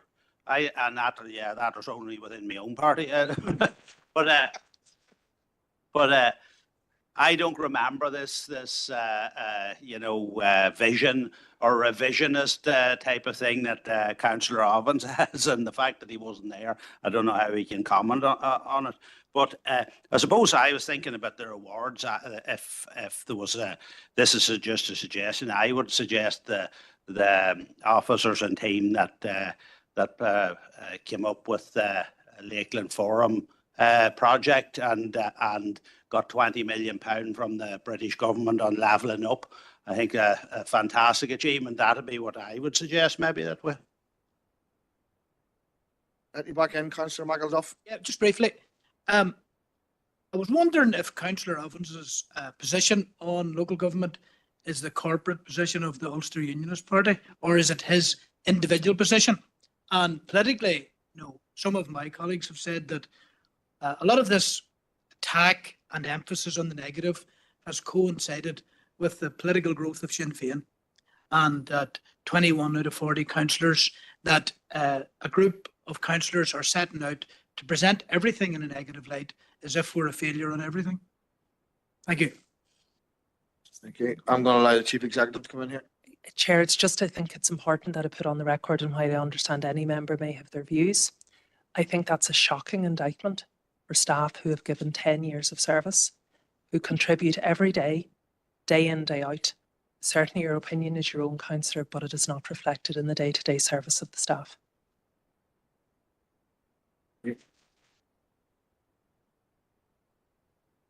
Councillor Warrington. Just to react to Councillor Michael Duff, I think as councillors we're all entitled to our opinion, and we all have an opinion, and as councillors, as a group of Ulster Unionist councillors, we do meet regularly and discuss things going forward. Like all groupings, we don't agree on everything, but in general we agree on most things, and certainly I don't think as a grouping we're negative on everything. We have our opinion on everything, and we speak on it regularly, and we spoke on things like the forum right from early on. So just because what we say doesn't suit other individuals' thinking doesn't mean that we're being negative. Thank you. Councillor O'Reilly. Chair, I wasn't going to comment, but I think that I should. I'm one of the councillors here that is old enough to remember being in the Fermanagh Omagh District Council. And while we certainly hadn't a rose garden, I believed, and I seen, having had the opportunity to be chair of Fermanagh Omagh District or Fermanagh Council, that staff worked over and above their call, their workload to be able to solve problems for the citizen and to be able to deliver services. Since 2015, and we have the new council of Fermanagh and Omagh, I see the same dedication by staff within the new council at all levels to continue to deliver that good service, to go over and above. Yes, do we have problems? Absolutely. And we deal with those problems and we strive to get better at our delivery services and models all of the time. And I think it is definitely something to celebrate that we have achieved so many things and we have so many other things in the pipeline to be able to deliver for the citizens of this council area. And I, for one, having had the opportunity to chair both councils, certainly chair sees that there is a great thing to be able to see 10 years of service of the new council to the citizens of this area and the delivery that has happened and the dedication by staff, councillors and everyone else in here to be able to do their very best to provide for the citizens of this area. So I think we have a lot to celebrate, Chair. Thank you. Councillor McCann, you've been in on this before, so brief. No, very briefly, Chair, and I suppose every part of this district has seen benefits from the last 10 years for sure, even with the development of local power or the transfer of powers to new councils in terms of planning. We're currently working through our LDP where we're shaping our villages and shaping our towns. So there's a lot to be celebrated, and obviously acknowledge the contribution of our staff playing all that work as well across the district. Thank you. That's that matter now closed, so we'll now move on to next piece of correspondence. Yes, Chair, this is a response from DFI Rivers in relation to our correspondence about the Sillies River. And they have referenced there's some detailed consideration given to this matter recently by the Rivers Directorate, and they're willing to engage directly with the council. So we are liaising with them for a date. We don't have a date as yet, Chair, but we will notify members as soon as that's received. Councillor Anthony Philly. Yeah, thanks, Chair, and thanks for Alison. Yeah, I'll propose a note of that, and I would look forward to having a meet with them, a face-to-face meeting, whenever you can give the date. Okay, thank you, Anthony. And Councillor Adam Gannon. Thank you, Chair. I was looking at this correspondence, and when DFI replied, it was as if they didn't read their initial correspondence, which we actually referenced in our letter to them. I don't think they recognise what we were actually asking for, because in the initial correspondence back to us before this one, they had discussed the ideas around soft engineering and how it must be paired with harder engineering methods. And we were specifically asking for, will you have any examples here that could be used? Has DFI put any of these practices into place, or are they only simply speculating? Because I kind of have a feeling they're more on the speculation side of it rather than have had concrete projects. So perhaps ahead of the meeting with communication, which we're in direct communication, we could flag that again with them. I do note that they reference the report into flooding in Fermanagh in the 2000s. That was in particular extreme flooding. This is not necessarily an extreme event that we're talking about. This is an annual event or a multiple times every year event for the people in Bow that they have to live through. They kind of point to this report, and it's including its appendices, 139 pages long, but Bow's only mentioned twice in the report from what I can see, and given it doesn't really add anything to what we're requesting. Chair, the only other request is if it can be facilitated by DFI that given that it was myself that proposed that we go for this meeting, that the meeting is at a later time in the day so I might be able to attend on that occasion. But obviously we have to work within the bounds that DFI give us, but preferably a little bit later in the day if possible. Thank you. Thank you, Adam. Councillor Stephen Donnelly. Thank you very much, Chair, and happy to echo the sentiments that have been expressed thus far. I can imagine the deep frustrations being felt by residents in Bow. And with your permission, Chair, I would just want to expand it a little bit, just as we're on the subject of flood alleviation schemes, because I was conscious reading this correspondence. It reminded me actually of the last time that I think we had actually any correspondence from the Department for Infrastructure on the subject of a potential flood alleviation scheme for the Owen area, because I'm conscious that I know that a colleague of mine in the Assembly saw clarification from the Minister in last year. And at the last position, as I'm aware, was that the work was likely to be completed by summer 2024 with further information to be released to ourselves, to the public, potentially last autumn. Now, potentially there's been further information that's been communicated to the council since then. I'm not aware of that, but if we haven't got any update, it perhaps would be timely for us to engage with the new infrastructure minister, Minister Kimmins, regarding where the department actually is in terms of that work around looking at a flood alleviation scheme for OMA, and when they would be in a position to be able to publicize, I guess, the results of their work. Thank you. Chair, just to confirm, we have heard nothing separately to what Councillor Donnelly's position has set out. Okay, so just a seconder for that, Councillor Ruth. All agreed. Thank you. Thanks. Continue with correspondence, Chief Executive. Thanks, Chair. A letter just from the Chief Executive of the Western Health and Social Care Trust. This is in relation to the Council's queries in relation to various recruitment matters, which we had submitted in November. So the update is provided in relation to the staffing levels, and then separately, Chair, the link to the cross-border scheme, because we had asked just specifically how that model was now working. Councillor Warrington. Councillor Warrington.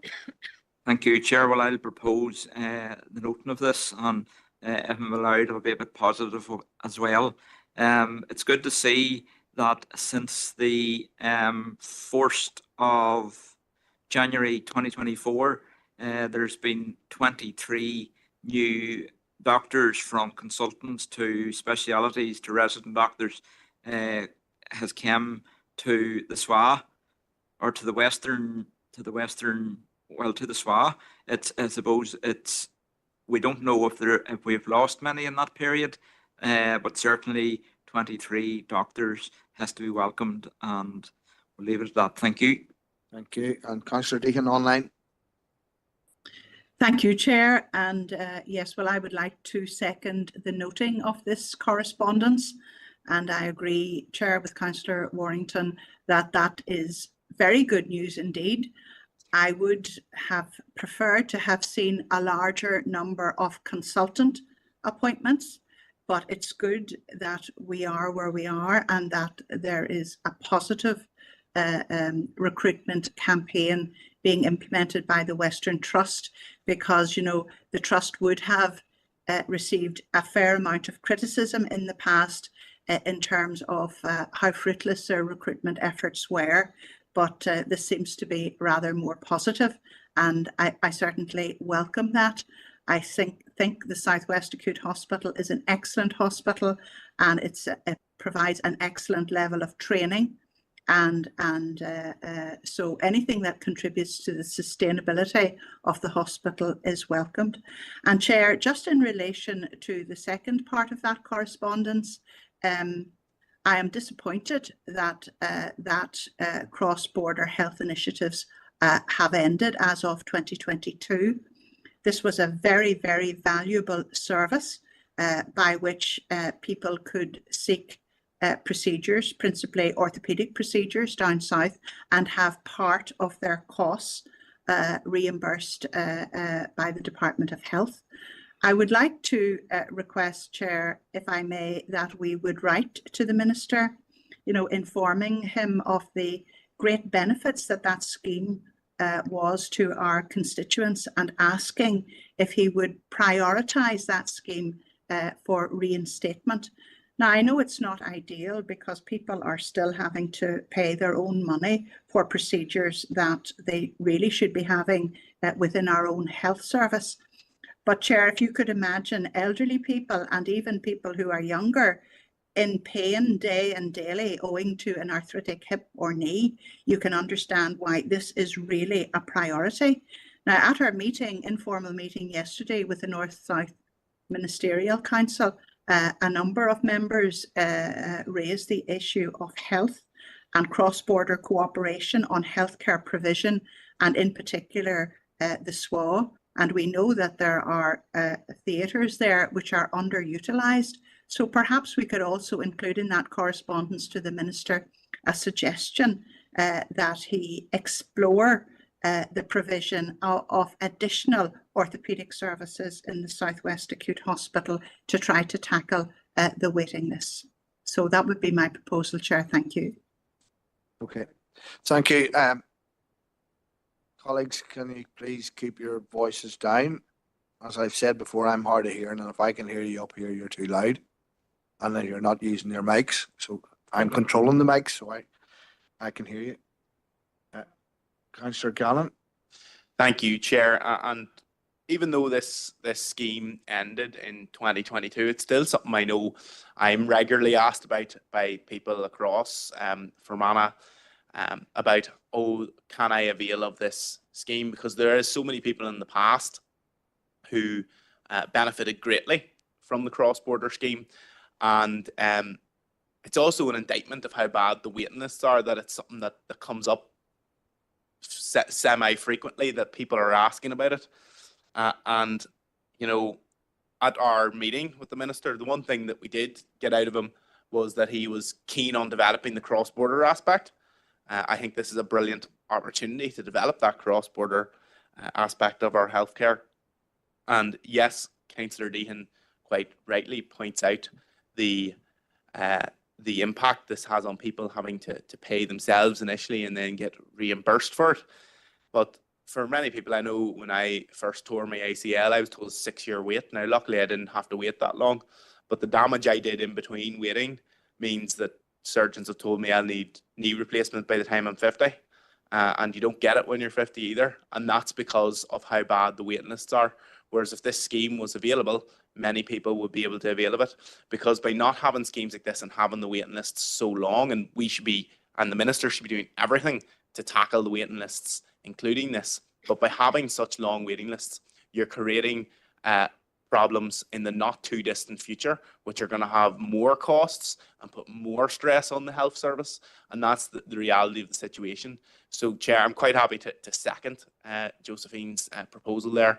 I think it'd be very good if the scheme came back, and I think it should be prioritised. Thank you. Okay, Councillor Roof. Thanks, Chair. Just to echo Councillor Gannon, supporting Councillor Deehan's motion. I think we should send a letter, although unfortunately I feel like I could write the response myself, saying that there's no money and we should speak to the finance department, blah, blah, blah.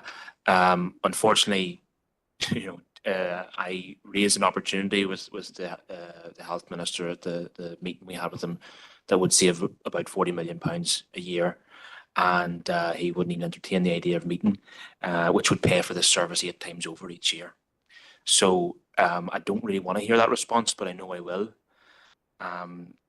It's the sort of thing that Councillor Gannon has touched on there, and that this has a massive knock-on effect on services all across the health service, not just the people waiting on corridors, but the people who are attending GP appointments because of extended hip and knee pain over many years. They end up on long-term painkillers. That adds a cost to the drug bill. So it's taken up appointments, it's taken up drug costs, it's taken up acute responses in the A&E departments. So getting rid of these people from the waiting lists, those who are willing to pay a portion towards this, then frees up spaces in the waiting list, which gets people who cannot afford to pay seen much quicker. So I think it's a no-brainer. It should be put back as soon as possible, and I would look forward to the response from the Health Minister. Okay, Councillor McElduff. The cross-border reimbursement scheme, very important. It has been one mechanism in the past for reducing lengthy waiting lists. I would ask Councillor Deehan, and I know she'll be amenable to this, I think we should write to Jennifer Carroll McNeil as well, who has replaced Stephen Donnelly as the Health Minister in the South, as well as Mike Nesbitt. And what we should ask them to do, learning from our meeting yesterday with the North-South Ministerial Council Secretariat, is that whenever the NSMC meets next in health sectoral format, and we hope that soon, seek when it's going to meet and ask that that item be placed formally on the agenda. Thank you, Chair. Thank you. Are you in agreement, Councillor Deegan? Well, that's an excellent suggestion from Councillor McElduff, Chair, and I'd be more than happy to include it in my proposal. Thank you. And you're happy to second that, Adam? Yeah. Councillor Withers. Yeah, thank you, Chair, and I'm obviously supportive of the proposal as well. Anything they can do to help reduce waiting lists and helping people's health is to be supported. Ultimately, though, the cross-border health scheme is, of course, a sticking plaster in this problem, and we need to see greater all-Ireland integration. And whenever we have one all-Ireland public health service system in place, then we will see real enhancements and real improvements for the health and well-being of our people across the island. Thank you, Chair. Okay, you heard the proposal by Councillor Deegan, seconded by Councillor Gannon, amended by Councillor McElduff. All in agreement? Thank you. And now, final piece of correspondence. So, Chair, there were 4 items in the other folder. 3 have been dealt with. So the final item is correspondence from the Northern Ireland Assembly, and it's inviting all of our female councillors to an event next Tuesday evening on the 11th of February as part of the Women's Caucus. So it's a roundtable discussion on pathways to political participation. I know there will be clashes for some in relation to that evening, Chair, but it's really just to seek approval that for any of our councillors who are able to attend, that this would be recognised as an approved duty, please. Councillor Coyle. Thanks, Chair. Yeah, I'll propose that. And if I could confirm any of our party members tomorrow, that's okay, Alison. Thank you. Okay, I'm not going to second it. Councillor John Feely. Thank you. And any of our councillors wish to attend, if they contact Democratic Services, let them make the yeah. Thank you. Next we go to any other business. So I have. Oh, sorry. Item 12. Sorry, Chair, it's just one item for Council Powers for Policy and Resources Committee next week, and that's to consider the report on the draft response to the consultation of the Northern Ireland Housing Executive draft corporate strategy, and it's just the deadline requires it to be submitted before the next council meeting, hence the request for Council Powers, please. Okay. Councillor Coyle and Councillor Robinson. Thank you. All in agreement? Thank you. So next we go to any urgent and relevant business. I believe we will have this all wrapped up very shortly, and then we will go into anything to do with Storm Owen. So, and have AOB and some items in committee, and that should only take a few minutes if we all work together. So then we'll hear all items to do with the storm. But at this stage, I have 5 items of any other business, and the first one was Councillor McElduff. Thank you, Chair. Chair, following on from the closure of the Halifax branch, the announced closure, the scheduled closure in May of this year of the Halifax branch in Omagh, I've been engaging, with local people about their feelings on this, and Today, I spoke to Chamber of Commerce representatives, and they were struck by how passing trade is going to be lost, from the Halifax. People who do business with Halifax, other businesses, benefiting from that in the town centre of Omagh. And also the whole area of reduced access to one's own money in this increasingly cashless society. And, people are saying that everything's online now. Well, it doesn't suit everybody. It creates significant inconvenience for a lot of people. And I think it's important that we don't just watch these developments idly by. I think that we need to ask questions about what are the provisions and accommodation going to be for staff and customers. And we need to take a look at the changing face of Omagh Town Centre as we're doing. It emphasises the importance of our place shaping plan and other initiatives, for attracting and retaining business. And in light of this, I propose, and I think this would be appropriate because we're not going to let this go without a challenge, an informal meeting. Propose that we seek an informal meeting of available councillors and officials with Halifax to explain the rationale behind their decision, the impact it's going to have in the town centre, future use of the building, all those types of things. So I'll leave it at that, Chair. That's my proposal. Okay, thank you, Councillor McElduff. You've heard Councillor McElduff's proposal. I'll be looking at a seconder. I don't believe this is controversial, and it's JOB. I don't have to allow a debate on it. So, Councillor Donnelly, you've indicated. No, Chair, thank you very much. I'm more than happy to second that. And just to put on record the fact that actually, when we consider previous assurances or indeed testimonies that have been given us before in terms of engagement with the Financial Conduct Authority and other relevant bodies, we've raised before the issue that with the dwindling number of front-facing banking services in Omagh and indeed across the wider district, there is a very real issue in terms of access here, particularly for certain. Keep in mind that this closure is not an Omagh limited issue. It is a branch that is relied upon by people right across the wider council area. So I'm more than happy to second Councillor McElduff's proposal. It seems unlikely that we're going to get a reversal of the proposal, but certainly I think that we need to see what mitigating measures can be put in place to make sure that we defend the interests of our residents. Okay, thank you. Councillor Thompson, quickly. Yeah, thanks for letting me in, Chair. I'm happy to support that. Councillor McElduff's proposal, and he's right, he's touched on other issues with regard to the wider town centre piece as well. So I'm happy to support. Thank you, Chair. Councillor Roof. Very brief, Chair. It's as kind of follows the same trend. I remember last year, earlier in the year, we had discussed a similar issue in Listonskee.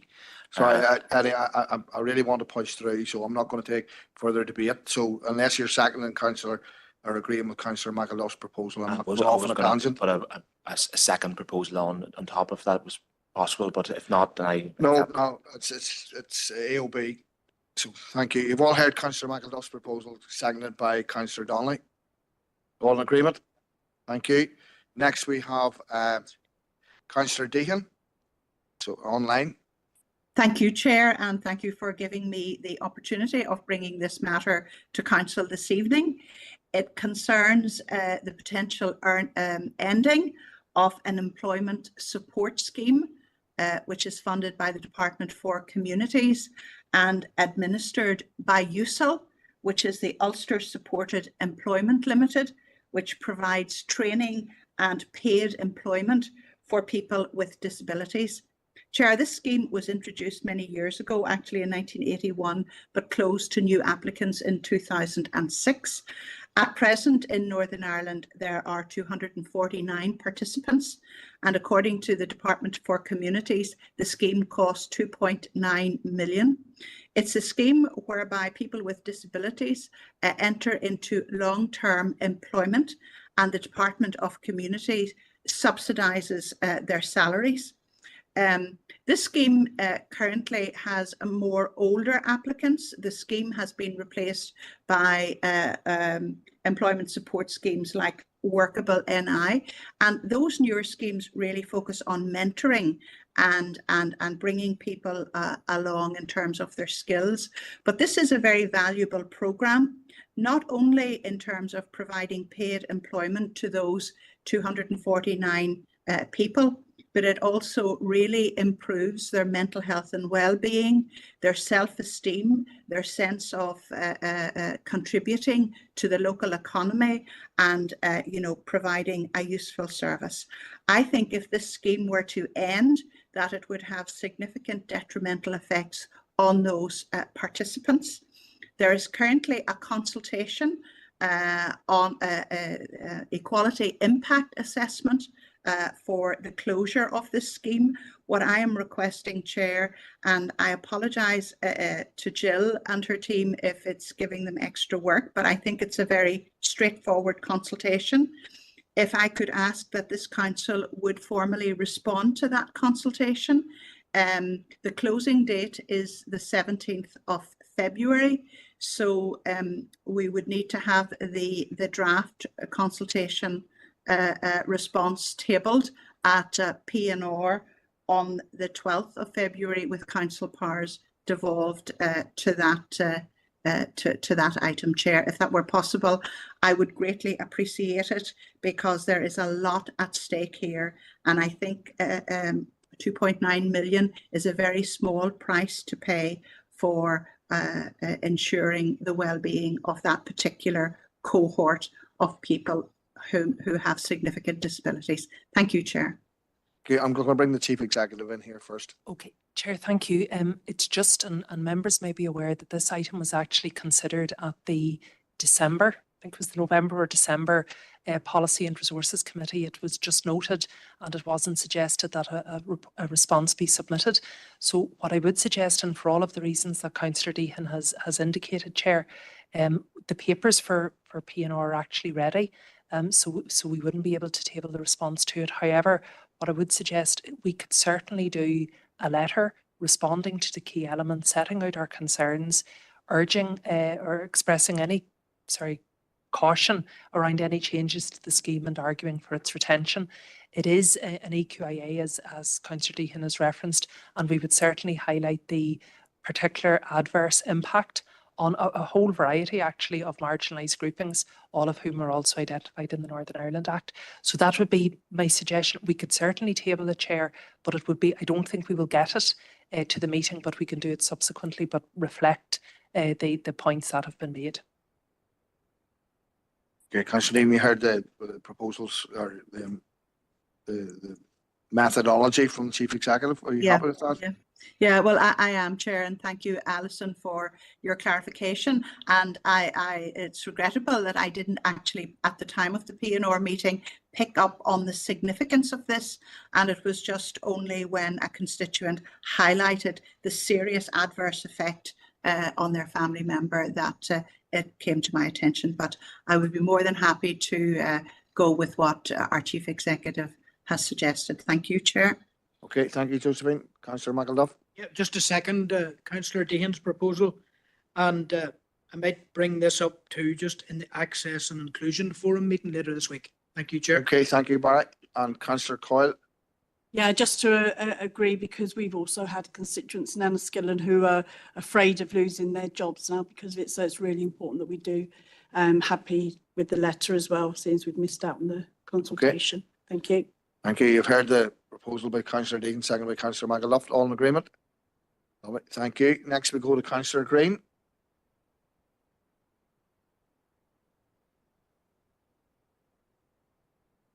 Right. You're not on, Sheila? No. Oh, sorry, you've moved seat. Sorry.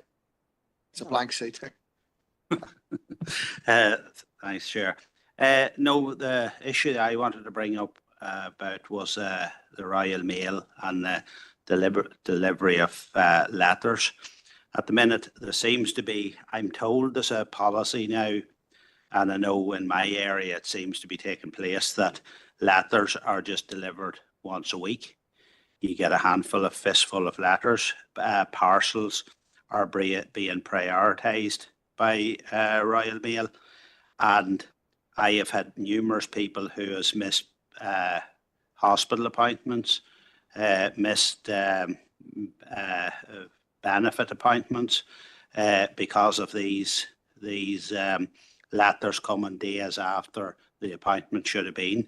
So I'm just looking guidance here. Is it I would be proposing that we would ask Royal Mail to come in and explain what is happening, and but I'll take guidance from the Chief Executive. Is there any of the government departments that is any relevance to this that would be able to be to hold Royal Mail accountable, or is it directly to Royal Mail would want to go? But anyway, I'd be proposing that we write about this issue, because there's a really serious issue, and not only the health service doesn't need people missing appointments, but missing appointments because of letters not being arrived in times, and this is becoming a huge issue, especially out in rural areas.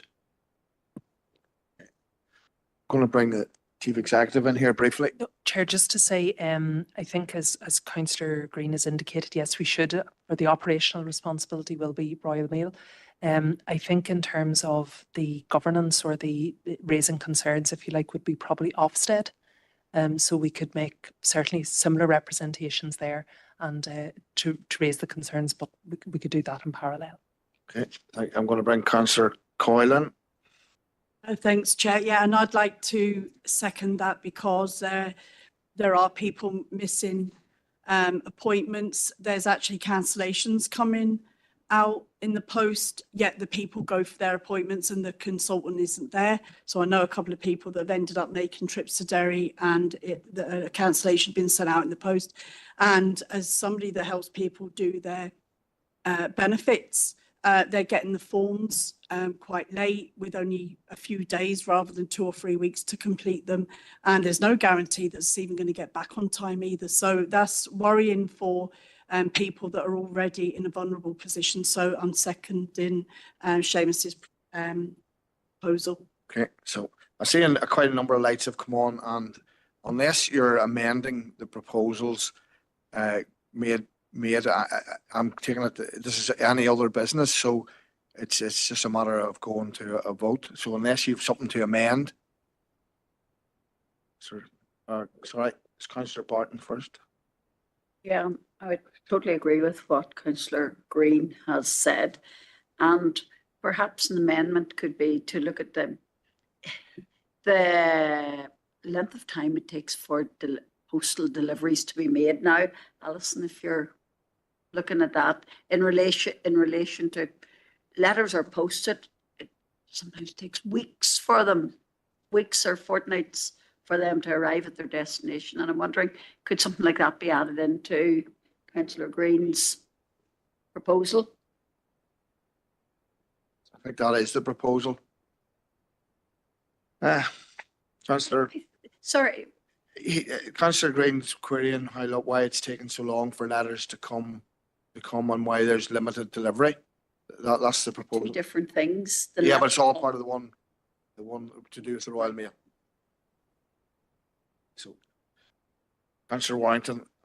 Yeah, well, I'm quite familiar with this problem, and I have to agree with my fellow Brookborough councillor, Councillor Green. There is a problem, which I highlighted and spoke to the manager in Armagh about Christmas a year ago, where basically, and he told me that at that time that the post office was prioritising parcels over letters, and this has led to numerous problems in our area where there's, as has been highlighted already, where individuals have missed out on hospital appointments. Right. This is repeating, it's the same thing, so thank you, Victor. I'm going to move on. Councillor Withers. Yeah, thank you, Chair. And I may have information that might be helpful on this one. Just, it's my understanding that Department for Business, Energy and Industrial Strategy in England is actually maybe responsible for this area, and I think they had actually been investigated before from the investigated Royal Mail, before, and referred them to Ofcom actually in the last 2 years on an issue in England, where again they were seen to be prioritising parcels over letters and correspondence, obviously in terms of for profiteering reasons, which seem to be the case. So that might be something that you want to reflect on maybe going forward. Just that might be the appropriate way to go on it. Thank you, Chair. Thank you, Councillor Withers. Are you happy to amend, Councillor Green? Are you happy to go with that, Councillor Coyle? Yeah, okay. Everyone in agreement? Thank you. Chair, sorry, just before you leave, we are aware there is a consultation underway at the moment, which is a review of the Universal Postal Service and postal regulation. So there may be an opportunity for concerns to be highlighted in that, but we'll check that as well and report back. Okay, thank you. Next we go to Councillor Mahan. Thank you, Chairman. The issue I want to raise is in relation to the gritting of rural roads, or the lack of it. Members will, I'm sure all of at some stage, contact the DFI to get a road gritted in their area. Rural roads to no avail. I want to raise one road in particular, Chairman, that is the Monchigo Road, which runs on to the Castleberg Road, commonly known as the 7 Mile Straight, just outside Cache. Last week, this road became very dangerous and quickly impassable. HGVs sliding into ditches, cars sliding off the road, stuck on hills, piles up cars, and I'm sure members will have seen it on social media. This is a very busy road. Unfortunately, people travelling from maybe Enniskillen to Londonderry using their sat-nav often be guided down this road, which is really a rural road and not a main road for travelling to that destination. We've all been told that due to funding, manpower, etc., that these roads can't be gritted. And so what I propose, Chair, is that we write to DFI asking that if these roads cannot be gritted and won't be gritted, could something be worked out with the private sector, farming community, locals. I know the locals in that area in particular are very keen and willing to help out if at all possible. It really is ridiculous that this road becomes so dangerous and impassable on various times annually. It's not a one-off thing. It happens numerous times. And to be quite honest, it looks like nobody cares. That's what I'm hearing on the ground, that nothing ever seems to happen. No matter various councillors over the years, MLAs have all raised this, but nothing seems to happen. So I think we need to look at some sort of a strategy for rural road gritting, and I would propose to be right to the DFI on this issue. Thank you. Okay, thank you, Councillor John Feely. Yeah, I kind of want to highlight the importance that if they're not going to grit the roads, they really have to be up their game in putting out grit piles and talking to local communities and having an organisation there that local farmers and stuff will be able to put them out, because they're failing them on 2 counts here. The Monterey Road the other day was lethal, and we're just lucky there wasn't a more serious accident. Okay, thank you. And you seconded that, yeah. Councillor Barton, quickly. Yeah, I'm just looking at the proposal by Councillor Mahan. I'd like to add to it that perhaps secondary gritting should be considered for these rural roads. If they can't be done initially, could they be looked at? Could the proposal could be considered for secondary gritting? Okay, thank you. You happy with that, Councillor Mahan? I'm happy with the Chair. I just know that it is supposed to happen, the secondary gritting, and it doesn't happen. So I don't want to just get a response that that might happen, and it doesn't. So still would make sure the emphasis on some sort of a rural gritting plan, whether by farmers or the local community. Okay, thank you. All in agreement? Thank you. Next up, Councillor Brown was going to raise some issues on the fishing festival. However, there was a meeting last week, and I chaired it, and we had Councillor Robinson, Councillor Green and Councillor Ovens. Councillor Green and Councillor Ovens tag teamed and give the department a very hard time. I must say I was very impressed. When they're working together, they're a very formidable outfit. So I'm going to ask, I'd initially said to Sinead if she would like to update, or I know John, I'm not sure what she was going to do. John's going to do it. Okay.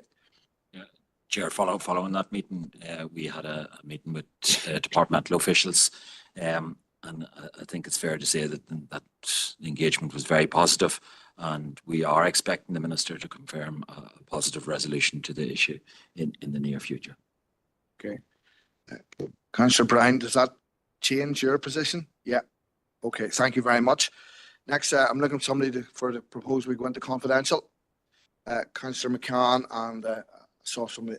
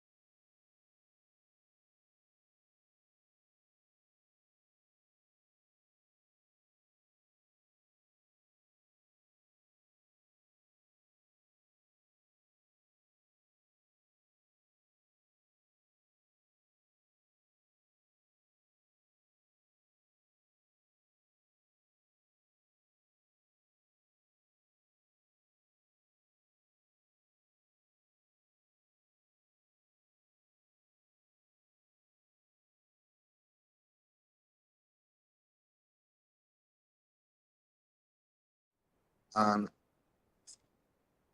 so if you can give me a signal when we're back up and running again.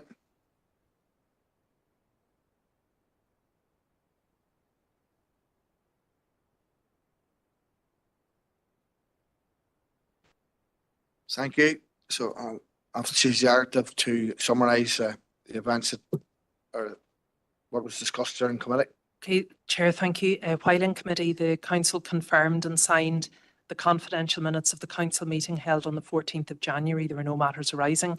Confirmed the confidential minutes of the Environmental Services Committee meeting held on the 13th of January. There were no matters arising. And confirmed the confidential minutes of the Policy and Resources Committee held on the 21st of January and received an update in relation to a number of human resource matters. Thank you. Proposal, Councillor Robinson, Councillor Buchanan, thank you. Thank you very much, councillors. Now we've completed all the scheduled business, and we have the storm to recount now.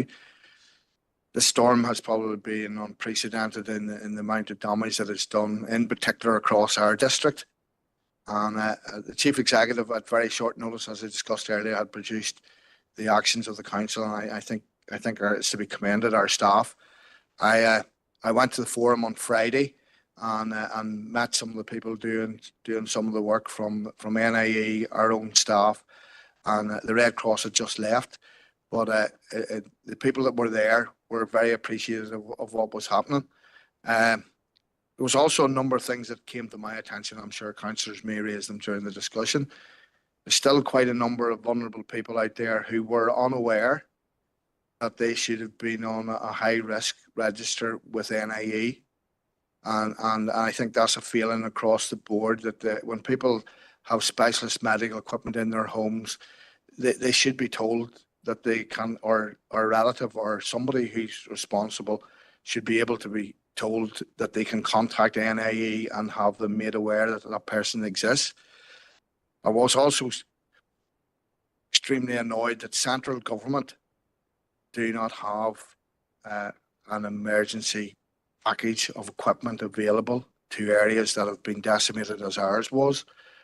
Even when I was on the police, we had emergency boxes for different types of incidents, some of them large, as in shipping container size, and some of them smaller. Central government didn't have any generators available to loan to the council for those areas and other things. And I find that quite distressing. I think going forward, I think that's something that needs to be looked at. This is becoming a regular occurrence now. These once in 100 years events are once every year, sometimes twice in a year. So I have a number of councillors that had indicated that they wanted to raise matters under AOB. So I'm going to let them speak first, because that's the reason why I did this, but I felt that everybody would want to debate this. So the first one was Councillor Barton. The second was Councillor Robinson, and the third was Councillor Green. So I'm going to let each of those speak, and then we will go around the room as normal then. So, okay, so Councillor Barton first, please. Sorry, put you on here. Okay, thank you very much, Chair. Well, Chair, I'm not going to rehash the various comments about the substantial damages that have occurred in relation to Storm Owen. That has already been briefed out in our papers and social media over the past 10 days. However, I would like to pay tribute to all those people who have been out and about, particularly our essential services in the hospitals, and those also providing emergency cover through our emergency services, and particularly our care workers who have certainly not failed their clients in making every effort to get out to the homes to help these people. I would like to particularly pay tribute to them and thank them for all the work that they've done in these very difficult times. And perhaps it might be an appropriate time. You spoke, Chair, about some of our more vulnerable residents not being on the care list, perhaps for emergency services, etc. And I'm just wondering, would it be possible for somebody for perhaps their social workers to advise them of this, of the need for this, especially in the times that we have? So it's something perhaps that should be thought about.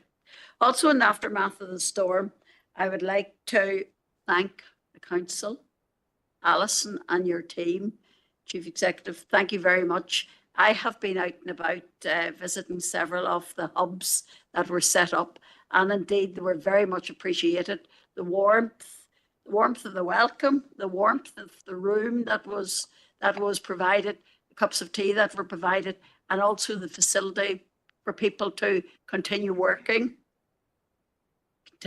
from home because of the lack of internet and other connectivity services. So I just would like to say thank you very much to your staff for that over and above effort that they made to help the citizens of Fermanagh and Omagh District Council area.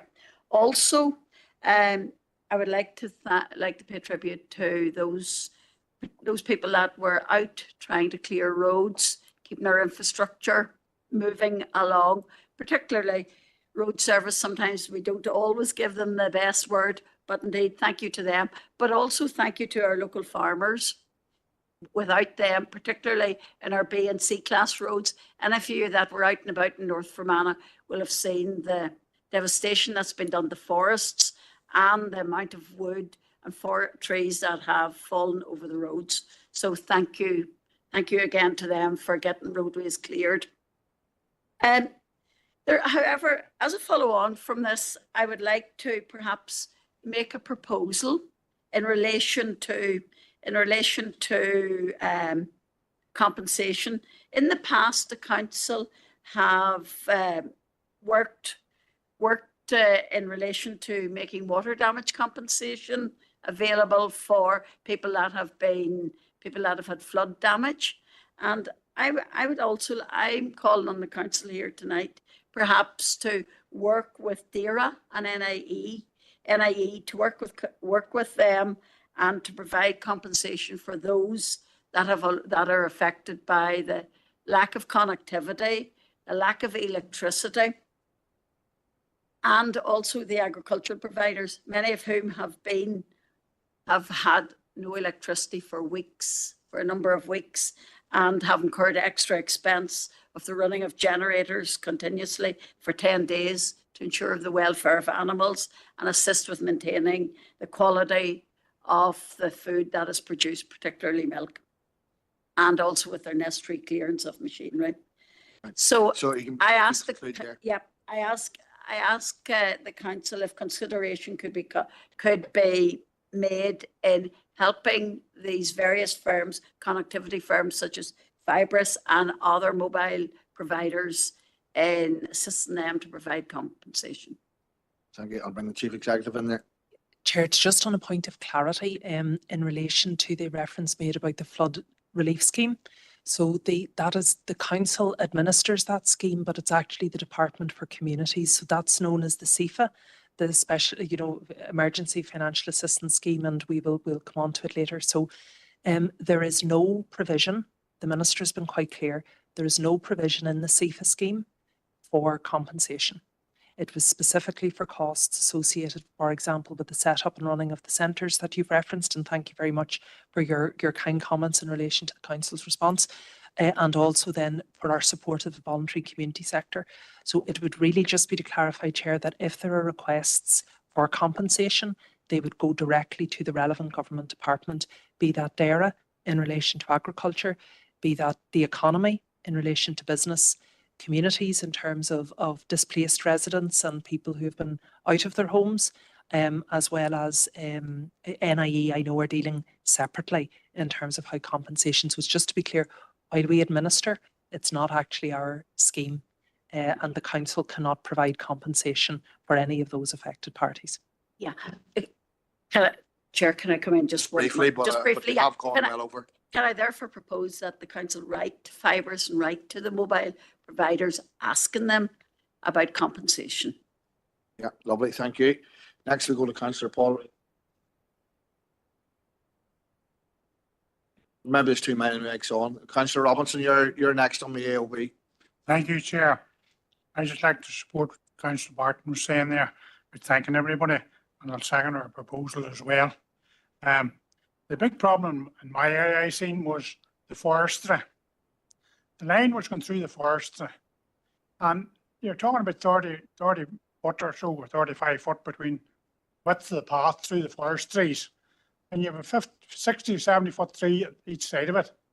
The trees were blew over in the top of the lines. There's even transformers lying in the middle of the forest, down in the ground, poles broken, and there was a mile in my area alone where the poles were down and the trees were lying everywhere on it. And you had to put 10 men in or 20 men in them, they still wouldn't have it read. And then the Forest Service hadn't even the decency in to let the engineers in whenever they landed the next morning to read it. They had to wait dinner time for the engineers to come and get in, or somebody to open the gates to let them in. I think we should be writing to the Minister of Agriculture on this here. It's his department. Why the trees are so close to lines? I know it as a farmer. If NIE comes round and inspects the lines in my ground, and if there's a tree near it at all, it has to be cut. There's no question answered, no question about it. I can't say I want that tree stayed there. It seems that the forestry can keep these trees as close to the line as possible. They're making money out of them.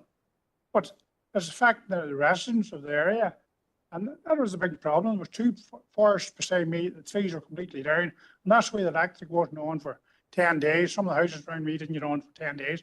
I was off for 7 days. I was very fortunate, a wee generator to keep the heating going in the house, and I only used it for a couple of hours a night to keep the freezer from thawing out. So I think we should be writing to the Department of Agriculture, to the Minister, explaining these issues to him and seeking these trees not be cut back further from these lines. And also Northern Air and Water, they have pumping stations, but there are no generators in them. You don't know where they're coming from here. It's run by electric. If the electric goes out, you have no water. There's the biggest issue with water. They hadn't even got generators. Northern Air and Water hadn't even got a generator. They had to wait to come in from England. Whenever they were building these pumping stations, why did they not put a generator in them for if the electric goes out, it kicks in? I don't know where they're coming from or who came up with the idea and didn't put in generators. Is it cost? What does it not cost to put out bottled water? Hey, boys driving around the country giving out bottled water? I don't know. But I think we need to write to Northern Air and Water as well to see why they're not putting in generators in these pumping stations. I make that 2 proposals, Forestry and Northern Air and Water. Okay, thank you. And next I'm going to Councillor Seamus Green, who was the 3rd person to contact me.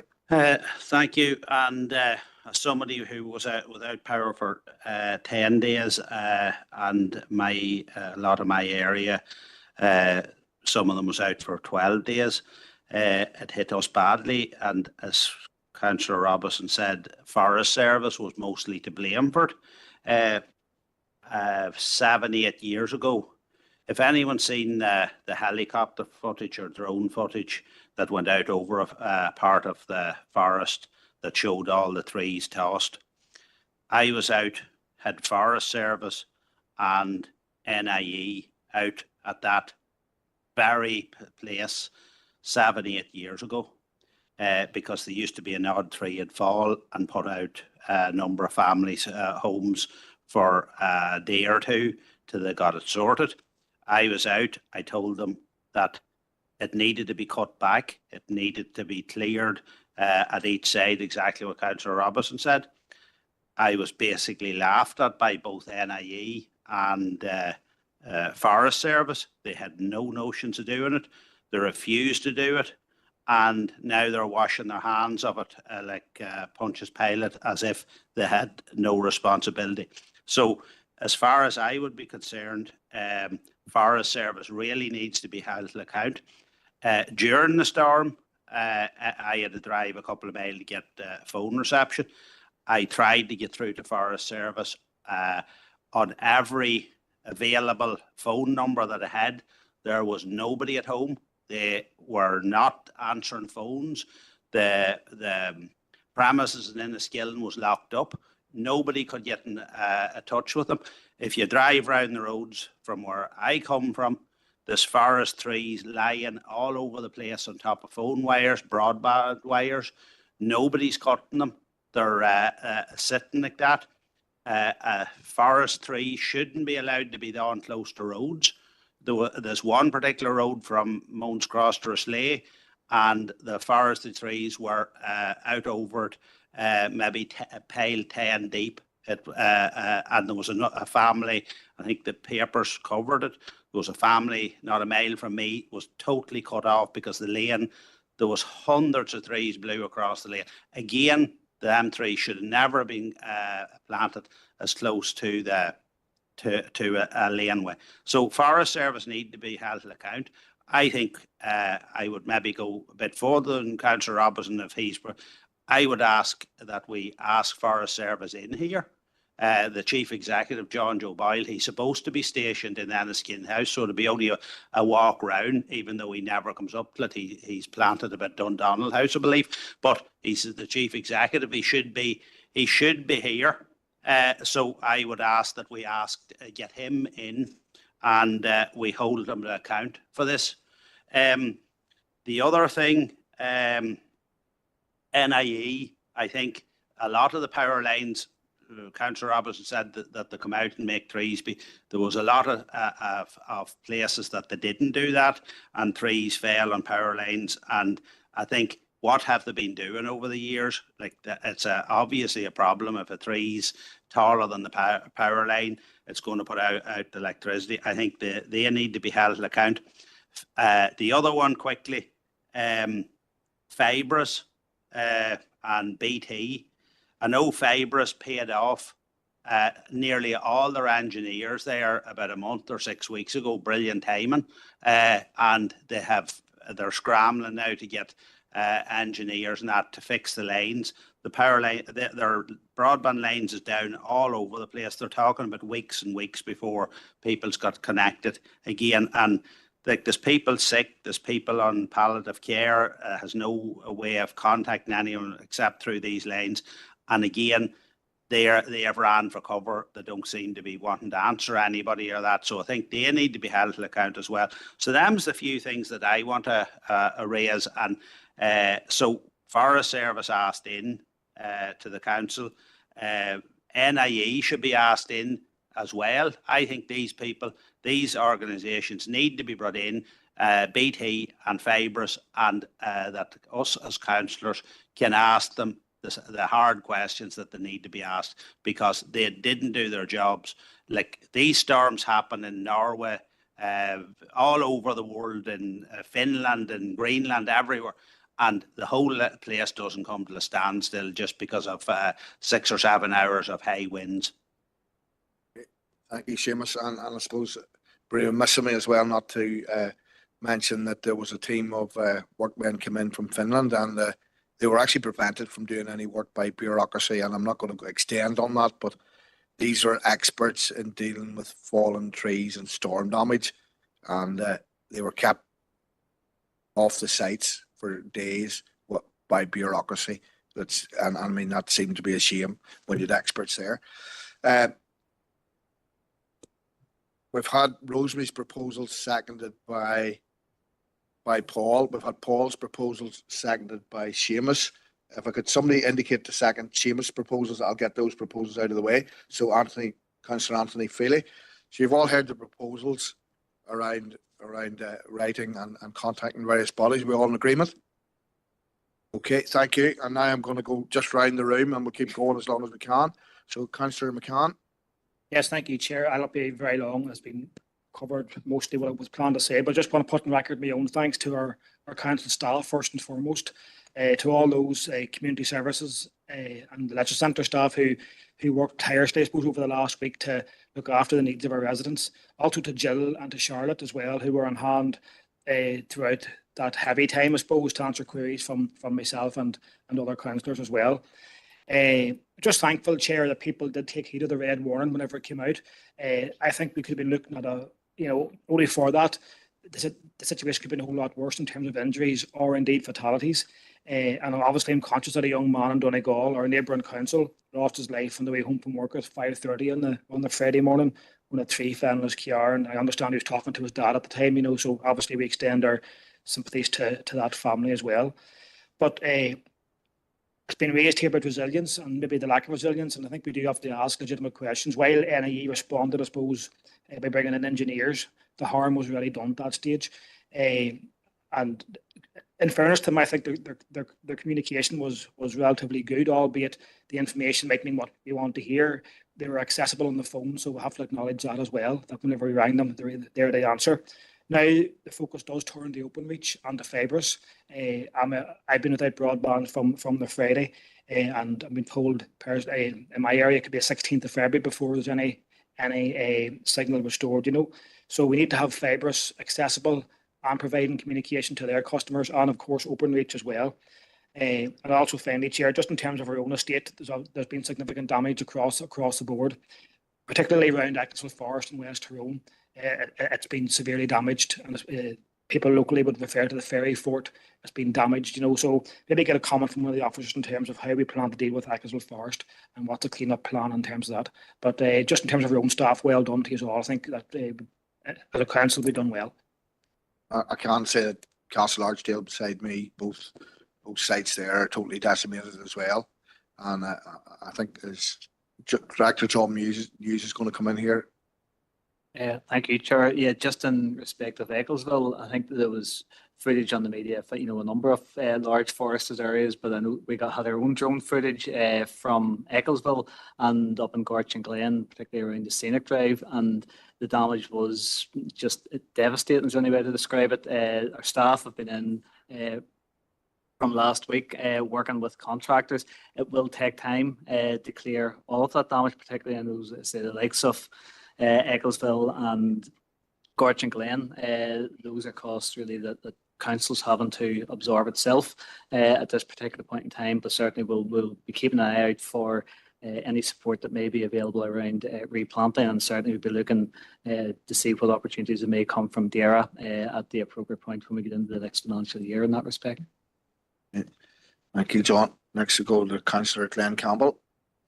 Thank you, Chairman. And I suppose my point, I support all the previous comments, and certainly from speaking to Colin to see the staff in the leisure centre, and from the general response, I think, of our officers is to be highly commended, and the movement and support with the community. And I know that they've been in touch with different community groups as well. And really that was much appreciated. I think that this global, not global, but for us, it was like it was reminiscent a bit of the COVID scenario for some people, because they felt very isolated. People that were already feeling isolated felt more isolated, so that there was a significant fear amongst people. I think that's fair to say, that where they were with prolonged outage, but there was also, I think, for many, a reluctance to leave. In many cases, people don't want to go to their family member, and they might only be a couple of miles away, but they still don't want to leave their house. So it leaves, I suppose, the response difficult. I think that the list of critical care with NIE was probably well updated this time. I know that I'd contacted quite a few and added people to that list, so it might be useful if NIE was to write out to their, I think that something was mentioned earlier, and that maybe if they could write out to the members on that list, because I don't think there was much knowledge amongst the people of that critical care list, And I also think that the nature of this storm meant that it wasn't really serving its purpose. I think in a smaller storm, that critical care list probably be very useful, because those people could be sorted first. I think this time the numbers were so vast that NIE just had to get those numbers down. And I do believe that many who were on that list didn't get the attention that they needed, really. That's my instinct, and maybe I'm wrong, but that's my sense of it. So I suppose I want to say that it'd be good if NIE were to, I know there's data protection, we can't know who's on that list, but if they were to write to those people that are on the list so that they're aware of what they can do in the future. And that's really my comments on it for now. I suppose I would like to have seen more people access the leisure centre in terms of the refreshments and the hot food, and just to hang about and get a bit of heat. I think that maybe working with community centres a bit closely in the future, they'd be more inclined to go to the more local community centre in a rural area. And I'd also say that, you know, this is one more opportunity that we have had to work together. And I think as a council, we have done our very best. The Community Rescue Service probably would like us to continue to engage with them, you know, on this type of incident and on others, you know, like flooding as well. And finally, I will say that the NIE staff that I communicated with were absolutely first class. Many of them were in a different role, and they said that, you know, they weren't used to taking calls, weren't used to maybe using that particular system, and they're working across a couple of systems. And I found them very courteous, and that's something you don't always hear when you're contacting an organisation of any size now, is that level of, I suppose, attention to each individual case. I felt like ringing back a few times on the one list just to give that person a break, you know, but they were saying, no, keep going there, because I suppose we were helping them with their customers, you know, and I think that partnership is important. And maybe in the future, if the likes of the Community Rescue Service do want to help in our district, as an example, maybe our officers can help direct them, help connect them, or share it with councillors so that we can support them. Thank you, Chairman. Okay, thank you. Next, I'm going to go to Councillor McElduff. Thank you, Chair.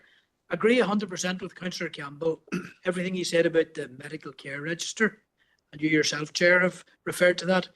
And I think Glenn's instinct is right, that in this particular storm, maybe it didn't make the difference that it otherwise would if it was a smaller scale storm. But I think we should write to NAE and ask the question, you know, what difference did the medical care register make on this occasion for those people who are on that list? You know, and we already think that it's reduced because of the scale of the storm, but also what is the criteria for new people getting onto the register would be an important question. Again, I was at the Oma Leisure Complex on Sunday, Monday and Tuesday, 26th to 28th. And I have to say that the NIE staff were exactly what Glenn said, courteous.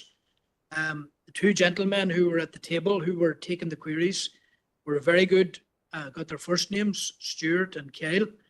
And a lady called Maggie was, on the Sunday in particular, it was like a busy emergency department in a hospital. It was like a busy A&E where people had numbered tickets, and you know, 424 and 425. It was an incredible scene that way.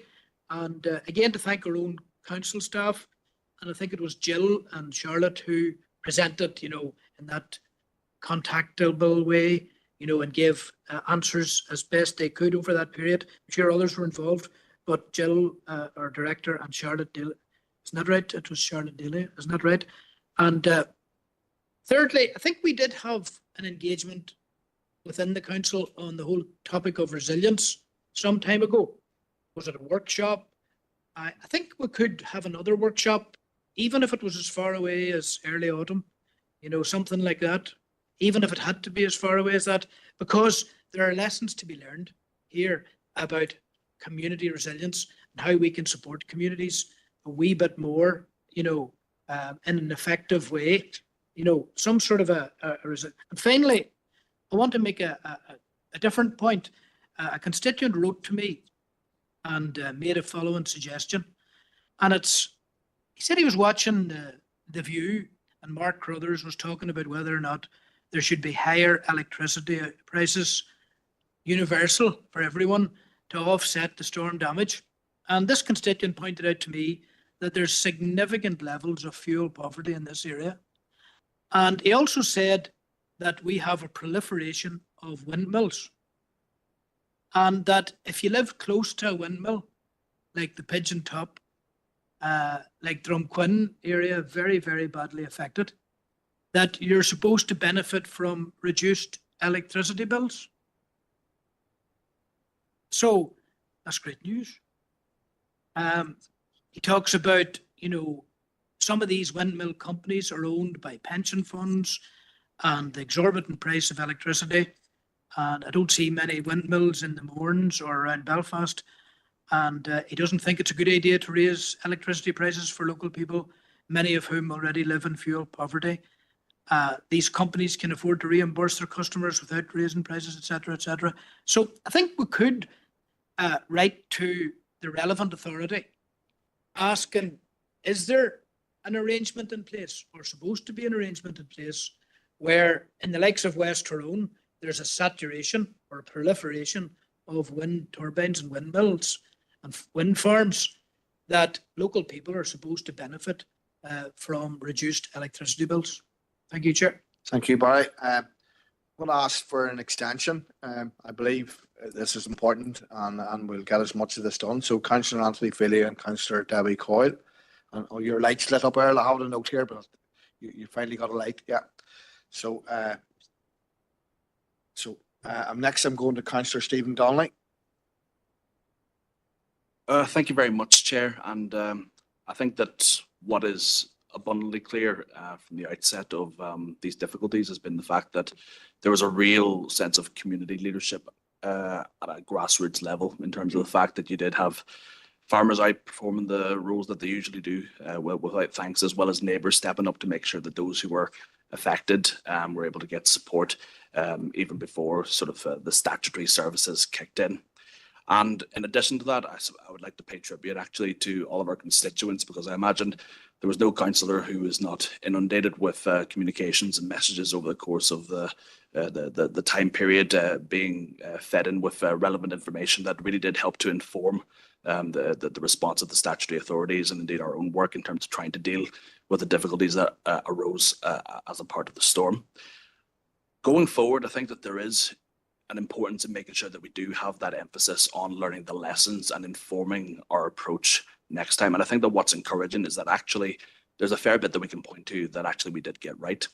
I think that the councils moved very quickly to open our leisure facilities to actually enable people who had been affected to come in, to charge their phones, have showers and all the rest of it. I think that was good, quick thinking, and was warmly welcomed by people out there in the community, many who were deeply affected, and hopefully that will inform our approach going forward. And I think on the counter side of that, the impromptu web service that was offered by Northern Ireland Electricity, it was at times, I think, offering the worst case scenario quite broadly across the province in terms of the projected timescales for power restoration, which meant that there were varying degrees of accuracy in terms of the information that was being made available to the public. But by and large, I think that given the scale of the challenge that they were dealing with and the amount of people that were impacted, I think that they actually did quite a good job. And certainly I would pay tribute to the engineers and all those officials who were working hard to try and deal with the challenges as they arose. And indeed, I certainly found that anytime that I tried to get on the phone to NIE, I was able to get through to somebody and able to kind of relay those challenges as they arose. So I think going forward, in terms of what has already been raised by Councillor McCann, I think that we do need to take stock of the damage that has been done to our own natural assets within the district. I think of Ecclesville, I think of Gorton Glens, I think of Slaughton Glen. And I think if it is possible, and I appreciate that this will take time because that work of taking stock is ongoing, I think that it would be useful if we could perhaps get a report at committee regarding the state of the damage that has been done to a number of our parks and forest facilities. And finally, Chair, forgive me, this may well have been covered in terms of some of the previous proposals that have already been made. But in terms of, I guess, the communications deficit that has been causing significant issues, I know the biggest complaint I've been getting has been with respect to Fibrus and other telecoms communication firms. And if it hasn't already been proposed, I would maybe just suggest and propose that we write to those various telecoms firms to escalate their communications with their customers and also to move to try and provide as accurate. I think that's been covered, Stephen. So. Yeah, so that has been covered. Okay, that's okay. Thank you. Yeah. There's still quite a few councillors indicating, and we have 26, 27 minutes left. try and not repeat what your colleagues have said. I want to give everybody the chance to speak. I know you're entitled to 3 minutes, and if you take your 3 minutes, that's great. But if you can you please make it a bit more concise and not repeat what somebody else has already said? Councillor Gannon, and I'm not picking on you, Adam. I know I can talk amongst the best of them there. I suppose we all can. That's why we're here.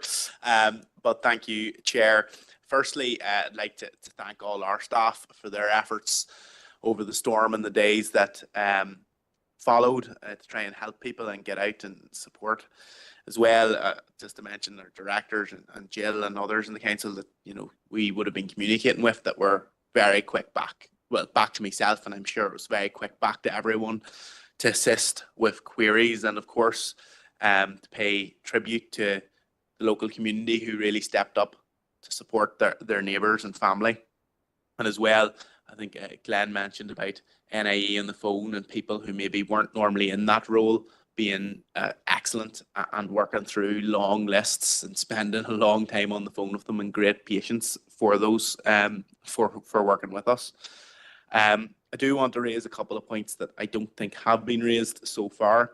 The first obviously was without electricity, a lot of people had freezers and fridges full of food that maybe they had stocked up over time when things were maybe a bit cheaper, or when opportunities when things were cheaper, and they lost that. And I know that mightn't seem like much to a lot of people, but for some people to lose a freezer full of food that's putting them in debt. I know of people who've had to use credit cards to restock food, and to get takeaway hot food during the time, that have come to me and said, I have no way of paying this back, and the interest is going to hit me on this. I was already paycheck to paycheck, and people are really struggling. So firstly, I'd like to propose that we write to the executive to look at. I think the best method of supporting these people is through discretionary support, to expand the availability of that, so that people can access that very quickly, because it is a lengthy enough process. You have to be referred to it and go through, but to make that much more accessible for people quickly, because once we get to the end of the month, this is going to start really stacking up on individuals. I think the next point is around internet connectivity. Obviously, OpenReach and Fibrous have been reached, and I know one business has been told it'll be March before they get their internet, their connectivity back, and that business is spending a fortune on data on an ad hoc basis to try and keep their business alive at the minute. And not to mention people who work from home as well, not being able to work and missing out on pay because of that, or having to travel great distances to get to their company's offices. And sometimes that's not always the case. So again, I'd also like to propose that we write to the executive and new Minister for the Economy to see if there is some form of support package that can be put in place for businesses that have lost significant income or have come to significant expense trying to just operate at the minute without that connectivity. And then in terms of Fibrous, they can be quite elusive to contact at times. That's you over your 3 there, Adam. Is it? Okay. Well, if we could maybe get a priority line for elected representatives to Fibrous and look at our own paths with bar services. Thank you. Okay, thank you. Councillor Coyle. Thanks, Chair. I've just got a couple of questions coming from speaking to people in the community and voluntary sector. And the first one really is that, you know, the DFC were looking for community voluntary sectors to go out, identify vulnerable people. You had to go and get their permission, then you come back to the council, and then they could get stuff given to them like that. So I'm just wondering how much, because it was an emergency, how much GDPR kind of got in the way of that, you know, because you had to wait for the person's permission and all them kind of things. And I might just be, you know, talking rubbish really, but I'm just wondering, like blue light, the police, the fire brigade, the ambulance, you know, is that the first thing that they think of when they're going out to an emergency, when they're saving somebody's life? And some of these were life and kind of death situation. Well, hopefully nobody died, but they were, people were freezing and hungry and sitting in the dark and stuff like that. So I'm just wondering if that could be part of a review that I'm guessing is going to take place, and that the community can also feed into that if there is a review on the response. And the other thing that was brought to my attention that the NIE staff had raised was the issue of postcodes sometimes not matching the properties. So that also helped go into certain households. So I just wanted to highlight them things, but that's going forward. But the help that was given on the ground through the agencies, I was down at the forum as well, speaking to yourself, Alison, around what all the council workers was doing it and seeing it, in the hospital. Just want to big up all the nurses and doctors and everybody that turned in, the cooks and domestics, everybody that turned into work at the hospitals and everywhere, really. Everybody really done what they could to help their communities and their neighbours. But I'm just going forward, if those things around the GDPR and the postcodes in particular could be looked at in any review going forward, and for the community to somehow be feeding into it as well. Okay, thank you, Debbie. The Chief Executive is going to comment on some of those at the end. Thank you. And some of the points raised by other councillors as well. Next, I'm going online to Councillor Josephine Deegan. Thank you. Thank you, Chair. I'm mindful of your instruction not to repeat any issues, but I have to pay tribute to our Chief Executive, Jill, and all our staff. I thought the response to the storm was truly extraordinary, and we were kept informed every step of the way. So thanks for that. I do also want to echo Debbie's words of thanks and appreciation to all of those medical, nursing and support staff who supported our hospitals and our health centres, and our district nurses for braving the storm to go out and attend to patients who needed care in their homes. The scale of the storm was really beyond imagination, and I know that so many people suffered as a result of that. But I too want to pay tribute to the NIE staff and also the Fibre staff. I think that they worked extremely hard, and they did what they could to support people throughout the storm. Just a few things I was concerned about, Chair, and that is that I noticed that at some key junctions, traffic lights were out, and that caused a lot of concern, and I'm sure there were near-miss accidents. So I wondered, is there any way that DFI roads could work with NIE in getting some sort of prioritisation to the traffic lights at major junctions?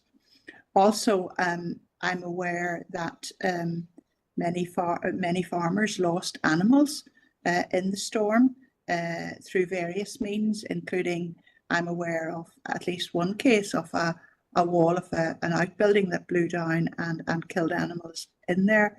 Is there any form of compensation available to those farmers, or would their own business insurance cover that? And also then, in terms of, I strongly agree regarding trees in close proximity to power lines and telecommunication lines. That really needs to be addressed. And just from my own point of view, when I was without power and connectivity, the only way of communicating with the outside world was an old battery operated radio. And other than that, we had no news, nothing. We certainly were not aware of many sources of support that were available. Fortunately, our power was restored fairly soon. But for people who had no broadband connection, I mean, how did we communicate? How did we as a council communicate the support that we were offering? Like, I mean, all the councillors were sharing. To the end there, Josephine, you're over your 3. Yeah, thank you. All the councillors were sharing on their Facebook. But how can we communicate with people who have no broadband or internet connection? Thank you, Chair. Thank you. Next, I'll bring in Councillor John Feely. Thank you, Chair. Yeah, I just want to kind of concentrate and go back to the trees along the sides of roads and the both a danger to road users during storms and also the damage it does to power lines and phone lines and stuff. And I think we as a society probably should start talking about looking at legislation or bringing in an idea of having a ban on trees along the side of roads. It's not an easy thing because you're talking about private landowners and stuff, but that's why the Assembly or the Executive should maybe start a consultation with farmers and landowners of what their thoughts on it would be and stuff. I know some countries that have brought it in Europe, but they've brought grants into farmers to do the work for them and stuff. I also know that outside of storm times, as a member of the Fire and Rescue Service, if you go out to an RTC, a road traffic collision, and a car has went off the road and it's hit a tree, the damage to the car and to the occupants of the car is far more serious than if they haven't hit a tree. If they hit a pole, a fence, or a hedge, there was far less damage done. So I'm not actually coming down saying there should be a ban on trees, maybe 20 meters away from roads or not, but the conversation should start. So I'd recommend us contacting the Executive to begin to, engaging with farmers and road users and everybody in society of what our opinions as a society is on that. So I'd like to make that a proposal that we contact them to start that. Thank you. Thank you, John. Yeah, I totally agree with you. The damage of a small tree compared to a fence post is similar size is unbelievable. Next, we go to Anthony, Councillor Anthony Feely. Yeah, thanks, Chair. Yeah, I'll second a proposal from John there. Yeah, I'll be brief because I know a lot of this stuff has been covered. Myself and Seamus was talking about beforehand, and I agree with Seamus and Paul about the forestries there.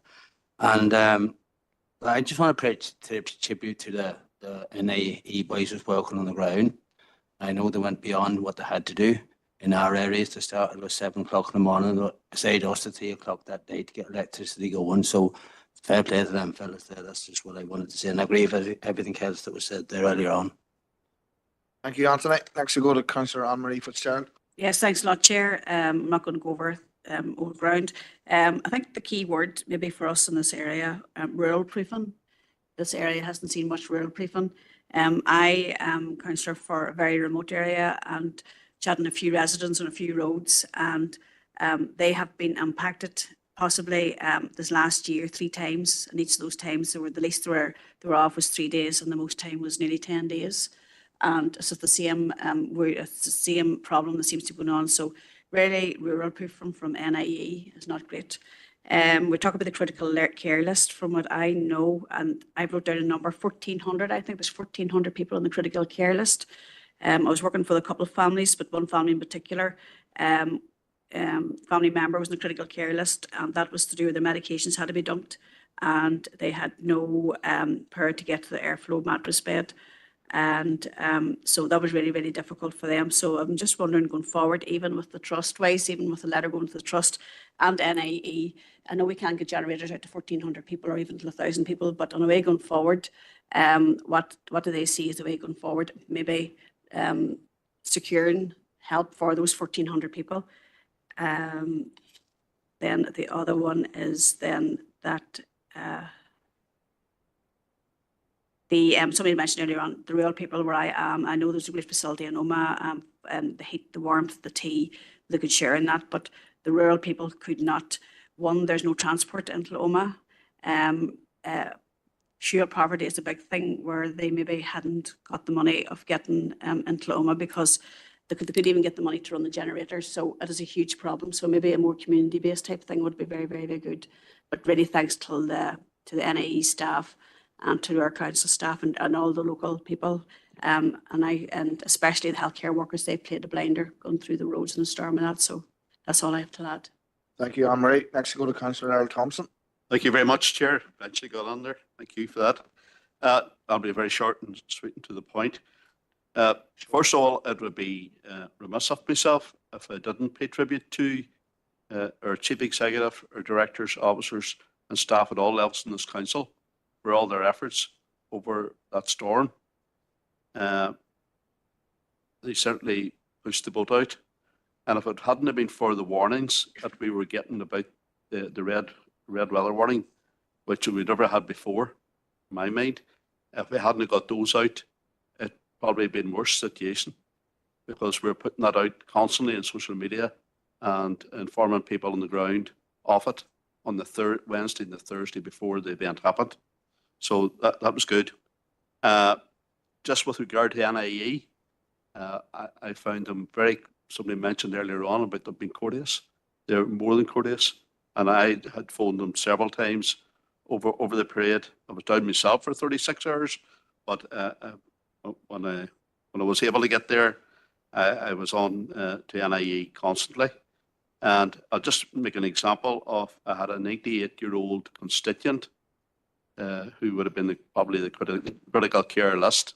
And after a period of time and a few phone calls, we were fit to get her a generator from NIE to her house. So that was really good work by them on that, and I want to pay tribute to them for that. Just with regard to a few of the other points that have been raised, I think it was Councillor McAduff mentioned the community resilience workshop. I think it's not that long. I certainly remember attending one. It's not that long ago. Maybe that is something we could look at in the autumn. And if it has been seconded, I'm happy to second that it happens. The communication companies are the biggest issue, and it's really been rehearsed here several times tonight. So I'll leave it at that. And just with regard to Councillor Dehan mentioned the traffic lights in Oma, there were a couple of set of traffic lights out over that period as well. And one of them was just out here, the junction of Mountjoy Road, Old Mountfield Road. It was out for quite a period of time. So if those things can be actioned, that'll be good. Thank you for letting me on, Chair. Thank you, Al. Councillor McGrath. Thank you, Chair. I just want to second Adam's proposal and any other proposal that needs a seconder. I know that there's a lot of stuff there. And just to condemn those who decided last week to steal a generator at Ergana pump station. I think this was just, communities were coming together, everybody was working hard, and yet people decided just to, it was a despicable act, it was just unbelievable, but just to thank the council and NIE for the hard work that they've been doing over this past week. Thank you, Chair. Okay, thank you, Bernard. And finally, Roisin, thank you for waiting so patiently. Councillor Roisin Dwayne Gallagher's online. Thank you, Chair. I too would like to thank everybody involved, communities, council and all. And also would like to thank our local businesses for taking the initiative to close their businesses. And it had, I believed, has saved lives by people not having anywhere to go. The red warning or the alert that we got was great. But the only thing I would have about the warning was that my win started at 2 p.m. and not 7. And maybe I would, if they were going to put warnings in again, maybe they should make them go further, especially for the guys that had to go out after the storm and the potential dangers that were still there for them. So maybe a longer red warning for the ones that have to go out afterwards, just to take note of that. Thank you. Thank you.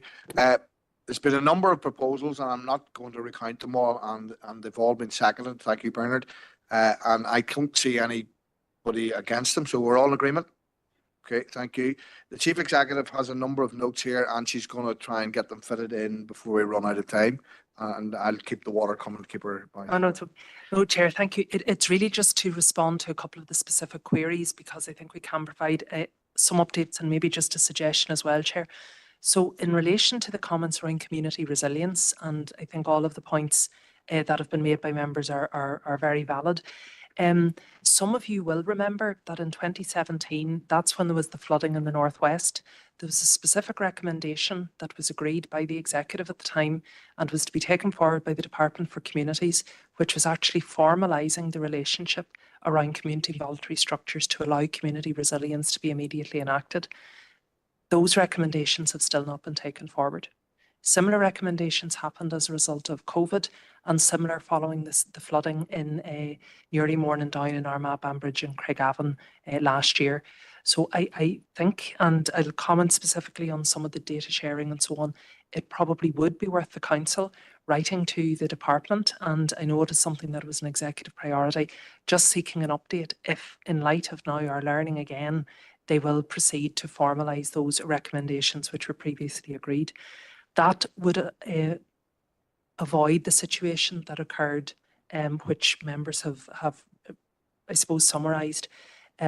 Really, the community structures were not stood up until Tuesday morning, and that's because the CEFA scheme, which was granted on the Saturday morning, was specifically exclusive of those structures. So if, not to repeat the point, but if we did implement the recommendations of 2017, that would have been avoided. The second thing, just about the sharing of data, I think that is a very valid concern. I think it will come out in the lessons learned. One of the value, I suppose, one of the particular advantages of utilising, for example, community rescue and other services is that they're all access NI checked. They do have to be deployed though centrally. So again, that would be something that would be looked at locally, or could be looked at locally, but it allows access to information in an appropriate way where it wouldn't routinely be made available, for example, to the council or to our own staff, even though we would have a lot of access NI checked staff as well. And just maybe the third thing around the information provision, Chair, I think, and it is likely to probably to come out of the wider review, there does appear to be, I wouldn't want to say barriers as such, but information held by lots of different people. Not all of it is brought together, and it's the bringing together of the information that would actually be able to resolve some of the matters that have been identified, particularly the most vulnerable in communities. I think, and maybe within the NI Water correspondence, Chair, I think there's a legitimate query about what is the resilience now. Members here have raised concerns already about telecoms this evening. There is, as you know, the arrangements to move to voice over internet protocol, which actually would abandon other means of communication. So I think there's a query around that. And finally, and just in relation specifically to the telecoms, it may be worth checking. Fibrous was the rollout of public funding to deliver a scheme. And I think it has been noticeable, not just here this evening, but in most commentary that I have read, that Fibrous have been the most difficult to contact. So I don't know whether the Department for the Economy, who actually commissioned those investments, may have some other relationship with Fibrous that they could actually deploy to our benefit at this stage. We will, Chair, be doing our own, I suppose, individual lessons learned. We will certainly report on the extent of the impact on our estate. And sorry, the final thing just about the funding, reference has been made to preparedness. Many of you will be aware of the work that's undertaken at a regional level across the 11 councils by the resilience team. It may surprise you to know that that funding for this year was only secured a few weeks ago. We still don't know the budget for 25-26. So again, I think in any correspondence to the Department for Communities, this certainly needs to be formalised, made permanent and mainstreamed. Okay, so from what the Chief Executive said, I think we need a proposal that we write Councillor Thompson and second by Councillor Coyle, that we write back to the Department of Communities, reference the CEFA. Yeah. Sorry, Chair, it's actually the formalising of the 2017 recommendations around community resilience structures and the associated funding for those. Okay, thank you very much. And we're all in agreement? Thank you very much. Thank you very much, everybody. That's 22:29, and I think that was very important that we got that discussion concluded during the meeting. So thank you very much for your cooperation.